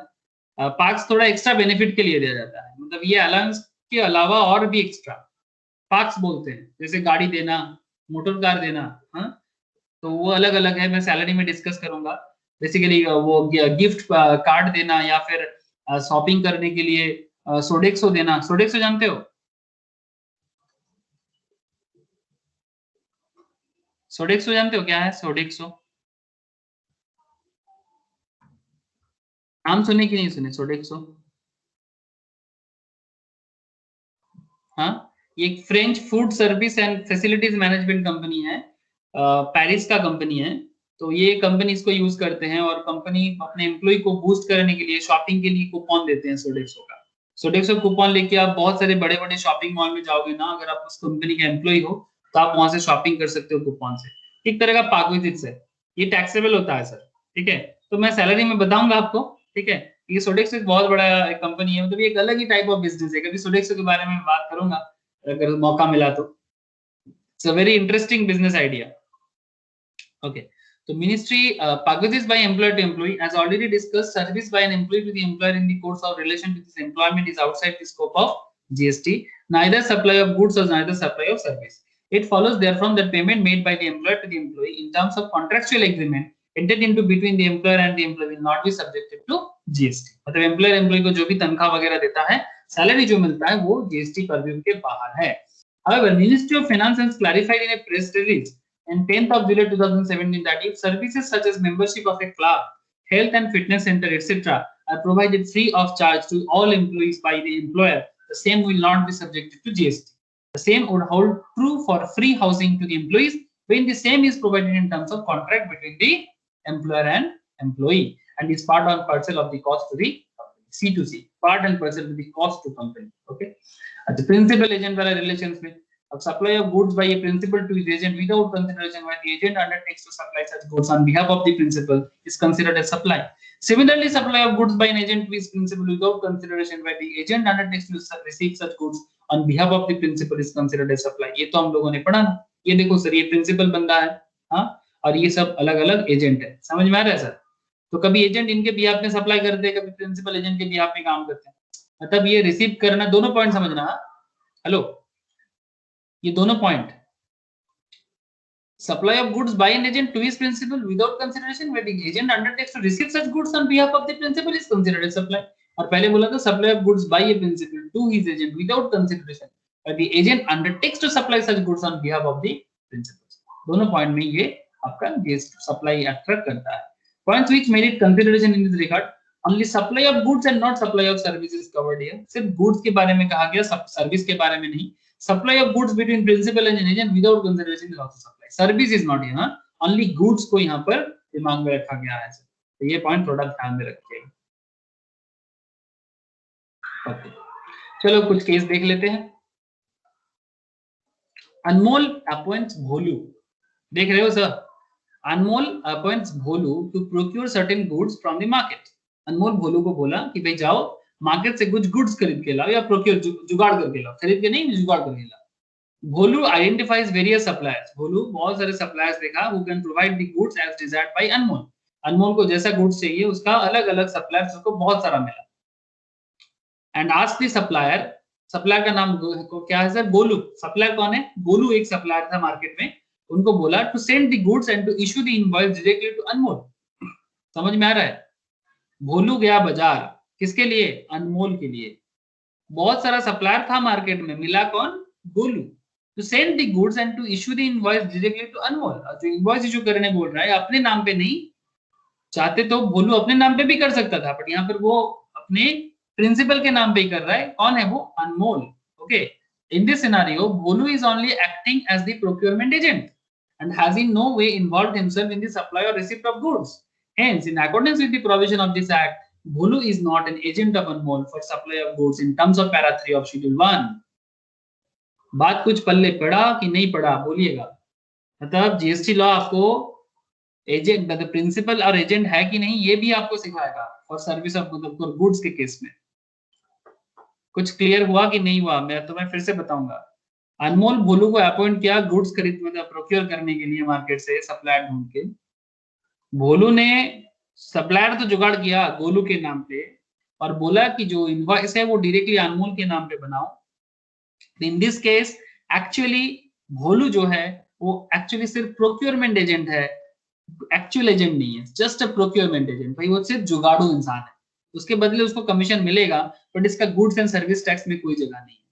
And is no way involved himself in the supply और रिसिप्ट ऑफ द गुड्स। मतलब गुड्स का रिसिप्ट में या सप्लाई में भोलू का यहाँ पर कोई रोल नहीं है as per GST para 3 of schedule 1।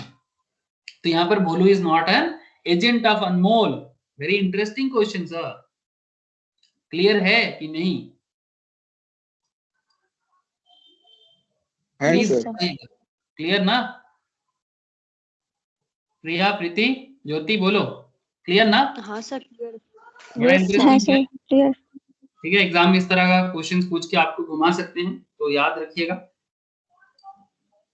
मतलब देख के लगता है एजेंट, बट फिर है नहीं, इसीलिए एग्जांपल्स में इतना डिस्कस इसीलिए कर रहा हूँ। अच्छा चलो एक अनदर एग्जांपल, बड़ा इंटरेस्टिंग नेम से है। ये किताब अगर किसी ने पढ़े हो तो बहुत मजा आएगा। टिनटिन का कहानी पढ़े हो sir? Tintin, okay. Mrs Tintin a banking company appoints manager, appoints Mandar auctioneer. हाँ, ये एक बैंकिंग कंपनी है, बैंकिंग कंपनी का Mrs Tintin a banking company, वो एक अपॉइंट्स क्या ऑक्शनियर को, मंदार, तो ऑक्शन सर्टेन गुड्स, कुछ गुड्स को ऑक्शन करना है। वो बैंक के पास बहुत सारा एसेट्स वगैरह रह जाता है जिसका पेमेंट नहीं करता एनपीए का, उसको बाद में बैंक क्या करता है, ऑक्शन करता है। जानते हो ना कि बैंक के पास अगर कोई मॉर्गेज प्रॉपर्टी रह जाता है जिसका पेमेंट नहीं मिलता, बैंक उसको बाद में लेके क्या करता है, ऑक्शन कर देते हैं। जानते हो ना सर ये कॉन्सेप्ट? हाँ sir. The auctioneer arranges for the auction and identifies the potential bidders. अब auctioneer क्या किया, ऑक्शन भी अरेंज किया और कुछ पोटेंशियल बिडर भी आइडेंटिफाई किया। The highest bid is accepted and the goods are sold to the highest bidder. तो उस पर्टिकुलर ऑक्शन हॉल में जो ऑक्शन चल रहा था उसमें जो हाईएस्ट बिडर है वो भी आइडेंटिफाई हुआ and sold to the highest bidder, वो गुड्स भी हाईएस्ट बिडर के पास ही गया by Mrs Tintin. Highest bidder by Mrs Tintin, Tintin ने अपॉइंट किया था। The invoice for the supply of the goods is issued by Mrs. Tintin to the successful bidder. In this scenario, the auctioneer is merely providing the auctioneering service with no role played in the supply of the goods. Even in this scenario, Mandar is not an agent of Mrs. Tintin for the supply of goods in terms of para 3 of schedule 1. समझ में आया sir Tintin और मंदार का कहानी?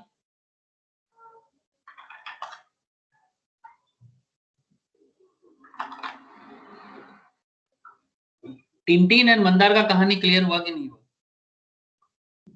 Tintin banking company को हाँ sir. सिर्फ एक ऑक्शनियर चाहिए था। देख के ऐसा लग रहा है ना कि मंदार यहाँ पर कोई एजेंट की तरह काम कर रहा है, बट यहाँ पर भी वो कोई एजेंट नहीं है। ऑक्शनियर कोई एजेंट नहीं होता, उसका काम सिर्फ होता है कि मेयरली प्रोवाइडिंग ऑक्शनियरिंग सर्विस। वो सिर्फ ऑक्शनियरिंग सर्विस देगा, बदले में उन्होंने अपना चार्ज लेगा। ये कोई जीएसटी के अंदर में नहीं आएगा। यहाँ पर ऑक्शनियरिंग सर्विस को कोई ऑफर या कोई सप्लायर या फिर रिसीवर की तरह ट्रीट नहीं किया जा सकता। सप्लाई ऑफ गुड्स भी नहीं बोला जाएगा। ये यहाँ पर सप्लायर, यहाँ पर ये कौन से प्रिंसिपल एजेंट वाला कॉन्सेप्ट यहाँ पर है ही नहीं। देखने में लग रहा था बट ऐसा नहीं है। गौतम एन आर्टिस्ट नाम गजब चूज किया। गौतम एन आर्टिस्ट अपॉइंट्स गंभीर। गौतम गंभीर is a famous cricketer, I think you all know. जानते हो ना सर गौतम गंभीर को? Yes sir. दिल्ली से एमपी है, यस सर। बहुत सक्सेसफुल क्रिकेटर है। 2011 वर्ल्ड कप विनिंग टीम का बहुत फेमस मेंबर था और अभी कमेंट्री भी करते हैं और साथ में दिल्ली से एमपी भी है बीजेपी से। Gautam an artist appoints Gambhir auctioneer to auction his painting. Gautam और गंभीर यहाँ पर अलग है।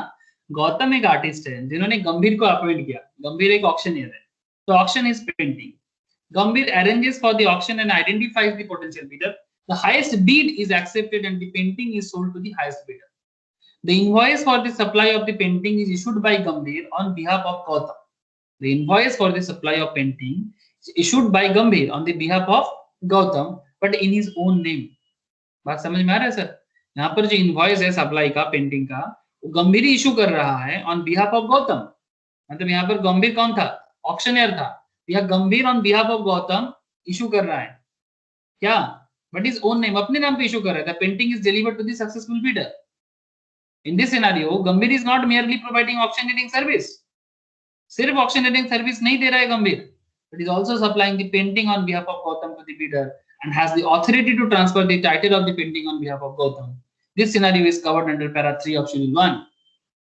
मतलब ये सप्लाई है, yes or no? ये सप्लाई है ना सर? क्योंकि इसमें वो पेंटिंग ऑक्शन करने के साथ साथ पेंटिंग का सप्लाई का भी जिम्मा लिया है सर। तो अगर आप सप्लाई का भी जिम्मा लिए हो, इनवॉइस भी अपने नाम पे रेज कर रहे हो, इसका मतलब आप यहाँ पर मोर देन ऑक्शनियरिंग सर्विस कर रहे हो। इसमें आप एक्चुअली सप्लायर भी हो, you are also supplier here. तो दैट इज द रीजन कि यहाँ पर ये जीएसटी अट्रैक्ट होगा और ये सप्लाई है प्रॉपरली। क्लियर सर, बोलो yes no.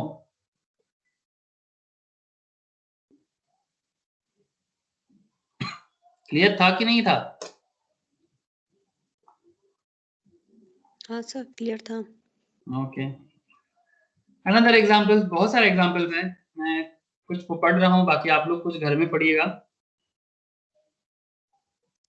A C&F agent और कमीशन एजेंट, C&F एजेंट मतलब कॉस्ट एंड फ्रेट एजेंट और commission agent takes possession of the goods from the principal, cost and freight agent जो होते हैं, and issues the invoice in his own name. In such cases, the cost and freight commission agent is an agent of the principal for the supply of goods. Because आप समझ ही रहे हो क्यों? As per para 3 of schedule 1. Please याद रखिएगा, the disclosure or non-disclosure of the name of the principal is immaterial in such conditions. मतलब कौन principal है, उनका नाम रहे ना रहे, it's just immaterial fact. अगर एजेंट का नाम से ही काम कर रहा है तो फिर एजेंट यहाँ पर पूरा का पूरा जिम्मा ले रहा है, full responsibilities towards the agent. Ravi sells agricultural produce by utilizing the service of Kavi. Ravi sells agricultural produce by utilizing the service of Kavi, who is a commission agent as per the Agricultural Produce Marketing Committee (APMC) Act. Act है sir, ठीक है? As per the Agricultural Produce Marketing Committee of the state, Kavi identifies the buyers and sells the agricultural produce on behalf of Ravi, for which he charges a commission from Ravi. So, as per APMC Act, the commission agent is a person who buys or sells the agricultural produce on behalf of his principal, or facilitates buying and selling of agricultural produce on behalf of his principal, and receives by way of remunerations a commission or percentage upon the amount involved in such transactions. In case where the invoice is issued by Kavi to the buyer, the former is an agent covered under para 3 of schedule 1. However, in cases where the invoice is issued directly by Ravi to the buyer, the commission agent does not fall under the category of agent covered under para 3. अगर invoice issue करेगा कौन, कवि, तो फिर agent बन जाएगा। अगर invoice directly Ravi issue करेगा, रवि के नाम पे होगा, तो ये आपका जीएसटी सप्लाई में नहीं आए, मतलब इसको प्रिंसिपल एजेंट वाला कॉन्सेप्ट में नहीं लाएंगे। बात समझ में आ रहा है? कमीशन एजेंट वाला कॉन्सेप्ट में नहीं लाएंगे। क्लियर है कि नहीं है सर? एपीएमसी एक्ट बोलो। मतलब अगर डायरेक्ट रवि बेचता, रवि के नाम पे इनवॉइस है, तो फिर ये प्रिंसिपल एजेंट वाला कॉन्सेप्ट नहीं होगा। सिंपल, बार बार एक ही चीज आ रहा है। और अगर कभी के नाम पे है, सिंपल है, अगर कभी के नाम पे इनवॉइस है तो फिर कभी यहाँ पर प्रिंसिपल एजेंट का काम कर रहा है। अगेन सर अनदर एग्जांपल था, सिमिलर टाइप ऑफ। क्लियर है कि नहीं है?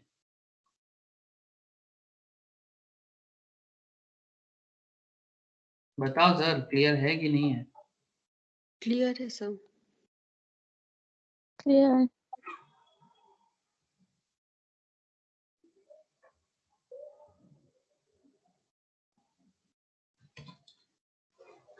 यहाँ पर और भी कुछ एग्जांपल्स आप लोग प्लीज घर पे थोड़ा रीड कीजिए। हाँ, झुमरू एसोसिएट्स, चकमक के property registered in Delhi. Please ये होमवर्क है, घर पे प्लीज रीड कीजिएगा, ठीक है? अच्छा, मैं एक चीज आपको बताता हूँ, फ्री सैंपल्स अगर दिया जाता है तो क्या उसमें जीएसटी आता है? Free samples in the sense samples which are supplied free of cost without any consideration do not qualify as supply under GST, except where the activity falls within the ambit of Schedule 1 of the CGST Act. Basically अगर free samples किसी को बांटते हैं तो फिर वो supply under GST नहीं माना जाता। Buy one get one free offer, ये भी तो आप लोग देखे होंगे बहुत बार। Buy one get one free, जानते कि नहीं जानते सर? जरूर देखे होंगे बिग बाजार वगैरह या किसी भी शॉपिंग मॉल में। Yes or no? Yes sir. Yes sir. It may be appear at a first glance that in case of offers like buy one get one free, one item is being supplied free of cost without any consideration. In fact, it is not an individual supply of free goods, but a case of two or more individual supplies where a single price is being charged for the entire supply. It can at best be treated as supplying two goods for the price of one. आप ऐसे समझो कि दो goods दिया जा रहा है, उसके लिए एक दाम दिया जा रहा है। Taxability of such supply will be dependent upon the whether the supply is a composite supply or a mixed supply, and the rate of tax shall be determined accordingly. Concept of composite and mixed supply has been discussed. Actually हम लोग पहले भी एक बार discussions किए थे, फिर मैं आपको composite and mixed के बारे में और भी कुछ चीजें बताऊंगा। अब यहाँ पर मैं आपको एक लिस्ट बताऊंगा। Section 7 subsection 1 read with schedule 2 activities or transaction be treated as supply of goods or supply of service। मतलब ये एक लिस्ट है, it's a very interesting area.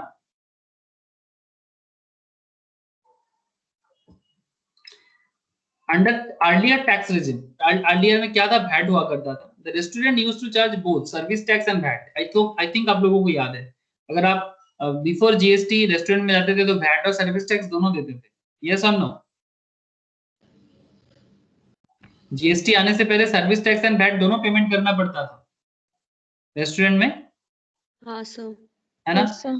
This is so because both sale of goods and provision of service were involved and therefore taxable even under both the statutes, that is respective VAT law and service tax law, दोनों ही triggered होता था। मतलब दोनों अलग अलग law एक ही खाने के पीछे लगता था। एक बड़ा कॉम्प्लेक्स पैटर्न था, so very complex pattern previously. Under GST, the supply by a restaurant is treated as composite supply. The supply by a restaurant is treated as composite supply. Concept of composite supply is discussed subsequently. Since food and service is naturally bundled in ordinary course of business, मतलब खाना और खाने के साथ service दोनों bundled माना जाता है। बंडल्ड मतलब जॉइंटली, मतलब खाने के रेस्टोरेंट में लोग क्यों खाने जाते हैं? Because of their service. ऐसे तो खाना आपको रोड साइड में भी मिलेगा, हाँ सर, फूड तो आपको रोड साइड में भी मिलेगा, बट वो सर्विस जो है जो रेस्टोरेंट देते हैं वो वाला तो नहीं मिलेगा ना। Yes, sir. Even the quality. Yes, quality also, even quality भी कभी कभी हमें रोड साइड में अच्छा खासा मिल जाता है अगर आप ढूंढो तो, सीरियसली। Oh, हाँ सर। मतलब मैं एक नॉर्मल बात कर रहा हूँ, बट रेस्टोरेंट का मेन जो एरिया, मेन पॉइंट है कि रेस्टोरेंट में जो ये जो एनवायरनमेंट आपको क्रिएट करके देते हैं, खाना तो है, मतलब मैंने ऐसे भी रेस्टोरेंट में, मतलब रेस्टोरेंट में भी कुछ खाने खाए सर, लेकिन फिर भी वो कभी कभी ना रोड साइड जो फूड है ना, वो अभी भी ऐसे लगता है कि ना ये मतलब क्या था, मतलब वैसा टेस्ट तो आज तक नहीं मिला, ऐसा भी मिलता है। But just look at this, ये जो सर्विस आपको रेस्टोरेंट में मिलता है, दिस काइंड ऑफ, ये एक लाजवाब सर्विस होता है। शायद ये दोनों, मतलब फूड तो है ही, बट ये जो एनवायरनमेंट क्रिएट करते हैं, जो वहां पर लोग होते हैं, वो जिस तरह का, मतलब जिस तरह से वहाँ का शेफ, वहाँ का जो वेटर्स जिस तरह से आपको सर्विस देते हैं, मुझे इतना, I am not very friendly with this kind of thing, but फिर भी एक अलग ही पहचान होता है। तो ये मुझे लगता है कि ये कोलकाता में ही है। अरे वाह, कहाँ पर है ये? रूफटॉप लॉन्ग इन कोलकाता, ये सामने साउथ सिटी दिख रहा है मुझे, इसीलिए मैं सोचा कि ये तो कोलकाता लग रहा है। जानते हो सर, साउथ सिटी का जो मॉल है वो ये आपका साउथ सिटी बिल्डिंग है कोलकाता साउथ में, मुझे वो दिख के लगा ये कोलकाता है। अच्छा, तो पॉइंट समझ में आ रहा होगा सर आपको, ये जो फूड एंड सर्विस दोनों ये बंडल्ड है, ठीक है, तो इसलिए इसको मिक्स भी बोला जा सकता है। तो दैट इज द रीजन कि आप इजीली समझ सकते हो कि ये जो बात बोल रहे बात में, since food and service is naturally bundled in ordinary course of business, further entry 6 subsection B of schedule 2 refer table below specifically provides that such composite supply shall be treated as supply of service, hence the entire value of invoice shall be treated as value of service and leviable to GST accordingly। इसलिए restaurant को service के अंदर डाल देते हैं और वो एक कंपोजिट सर्विस की तरह ट्रीट हो जाते हैं। यहाँ पर कुछ इंटरेस्टिंग मैटर है, इसमें एग्जाम में इस तरह का सवाल बहुत पूछते हैं seriously. The matters listed out in schedule 2 are primarily those which have been entangled in litigation of the earlier regime owing to their complex nature and susceptibility to double taxations। तो उसको एक अलग ही नजरिया दिया गया है, आप एक बार देखो, बाकी आप घर पे थोड़ा रीड करोगे तो आई थिंक मजा आ जाएगा।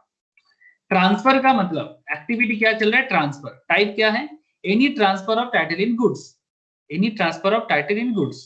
Shivaji sells readymade garments to its customer, obviously ये नेचर ऑफ सप्लाई क्या हो जाएगा, supply of goods. Any transfer of right in goods, undivided share in goods without transfer title in goods. Genius Equipment Limited gives a machinery on rent to Suhasi manufacturer। ये क्या हो जाएगा sir, supply of goods होगा या service होगा? Genius Equipment Limited gives a machinery on rent to Suhasi manufacturers। Is this a supply of goods or supply of service? Hello?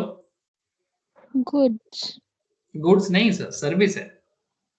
Equipment limited machinery को rent पे दे रहा है, ownership नहीं जा रहा है, टाइटल नहीं दे रहा sir, without transfer of title in goods, तभी तो रेंट है ना। रेंट में आपको सर्विस मिलता है, गुड्स थोड़ी ना मिलता। बात नहीं समझे? अगर आप रेंट पे कोई मशीन हाँ लेके आ सर, रहे वो हो, पॉइंट मिस हो गया था। है ना, अगर आप रेंट पे कोई प्रोडक्ट या मशीन लेके आ रहे हो तो उसका सर्विस ही आप यूज करोगे, वो गुड्स का ओनरशिप का जो बेनिफिट है वो नहीं मिलेगा। तो इसको सप्लाई ऑफ सर्विस बोला जाएगा, इसको सप्लाई ऑफ गुड्स नहीं बोला जाएगा।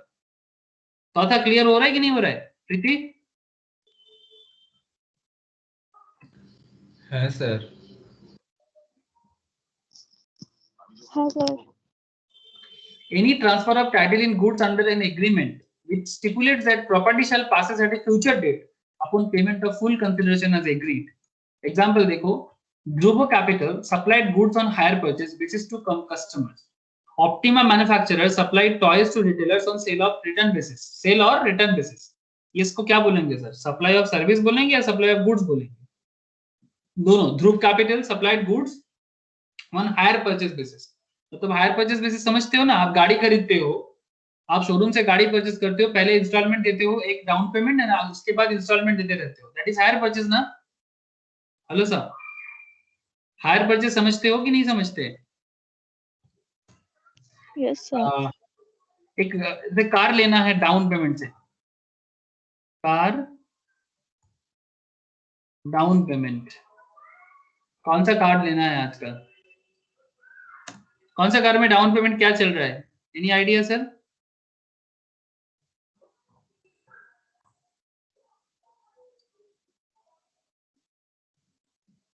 कुछ दिख जाए तो हाँ, से फॉर एग्जांपल ये देखो क्या बोल रहा है, book Maruti Suzuki new Swift expected EMI of rupees 6.377, ठीक है। मतलब समझो कि मतलब आप स्टार्टिंग में कुछ डाउन पेमेंट देते हो और उसके बाद बाकी आप मंथली बेसिस में पेमेंट करते हो, तो वो एक्चुअली हायर परचेस है। Actually this is hire purchase. ये देखो डाउन पेमेंट, ठीक है, फिर लोन अमाउंट, फिर time, rate of interest, EMI, इस तरह से आपका चलता है। टोटल दाम है 6,14,000 का। हाँ, आरटीओ का पैसा कुछ लग जाएगा 45,000 समथिंग, इंश्योरेंस का लग जाएगा 35,000 समथिंग, ऑन रोड आ जाएगा 6,95,000 something. Fitness finance price down payment करीब 17,000 का, लोन अमाउंट करीब पर मंथ का आई थिंक 5,027 समथिंग, एंड 5 साल के लिए है, ईएमआई भरना पड़ेगा आपको 10,900 समथिंग का, सब कुछ मिला जुला के, ठीक है। तो ये जो आप कर रहे हो ना, हायर परचेज में क्या होता है ना सर, क्या ये गाड़ी अगर आप डाउन पेमेंट में लेके आओगे तो क्या ये गाड़ी आपका हो जाएगा सर? नहीं सर, जब तक लास्ट पेमेंट क्लियर ना हो। Thank you sir, this is the point. यही हायर परचेज का मेन पॉइंट है। जब तक आप लास्ट पेमेंट नहीं दे देते हो ना, तब तक गाड़ी आपका नहीं। लेकिन फिर भी इसको क्या मानेंगे?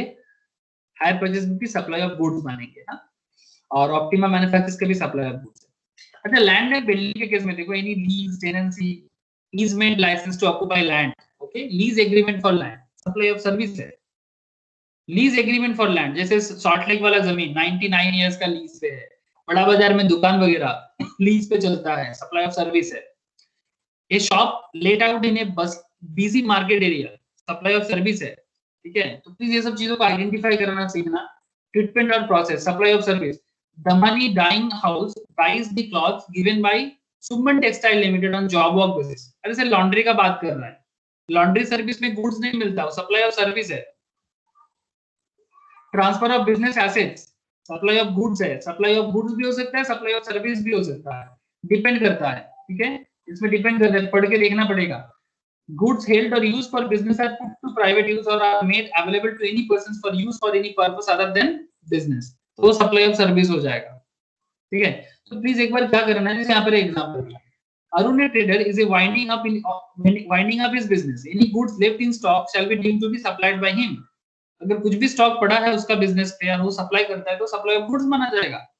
एक्सेप्शंस भी है, business is transferred as a going concern to another person, तो वो सप्लाई ऑफ गुड्स नहीं होगा। Business is carried on by a personal representative who is deemed to be a taxable person, तब वो नहीं होगा। तो प्लीज सर एक बार ना इस पॉइंट को गो थ्रू कीजिएगा, it's very interesting. Supply of goods and supply of service का एक पूरा का पूरा डिटेल्स है, आपको एग्जाम में आइडेंटिफिकेशन करने के लिए बोलता है सर, ठीक है। मैंने ऑलरेडी आपको सप्लाई से मैक्सिमम चीज बता दिया, बस नेक्स्ट क्लास में मुझे आपको 2-3 चीजें बताना है। एक नॉन सप्लाईज अंडर जीएसटी, ठीक है, उसका एक ऑलरेडी मैंने बताया आपको, एक बार फिर से मैं कुछ इंपॉर्टेंट लाइन है मैं आपको बताऊंगा, इंपॉर्टेंट पॉइंट्स एरिया है। एंड और एक चीज आपको मैं कंपोजिट एंड मिक्स सप्लाई का कुछ इंपॉर्टेंट डेफिनेशन कुछ एरिया है, ठीक है, एग्जांपल्स के साथ, वो मैं आपको थोड़ा सा बताना है कंपोजिट एंड मिक्स। इसके बाद मुझे सप्लाई में कुछ नहीं बताना है, फिर हम लोग चार्ट में चले जाएंगे, ठीक है, फिर धीरे धीरे आईटीसी में जाना पड़ेगा। ओके सर, क्लियर है ना? हेलो, समझ में आया ना सर क्लास? हाँ सर। ओके सर, ठीक है, कोई सवाल है तो करो। हाँ सर।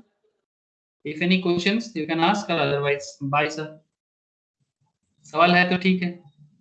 तथा प्रिया प्रीति बोलो। ज्योति क्लियर है कि नहीं है? मैंने नोट शेयर कर दिया, एक बार प्लीज दूसरों को Yes, भी। sir. हाँ सर। ठीक है, बाय फिर सबको, टाटा। Bye, sir. बाय बस sir. Bye Radhe sir. Sir. हाँ टाटा। স্যার বল। স্যার ওই সেমিস্টারে ফোন করেছিলাম ওই আইটির জন্য কিন্তু কেউ ফোন তোলেনি, কি করব?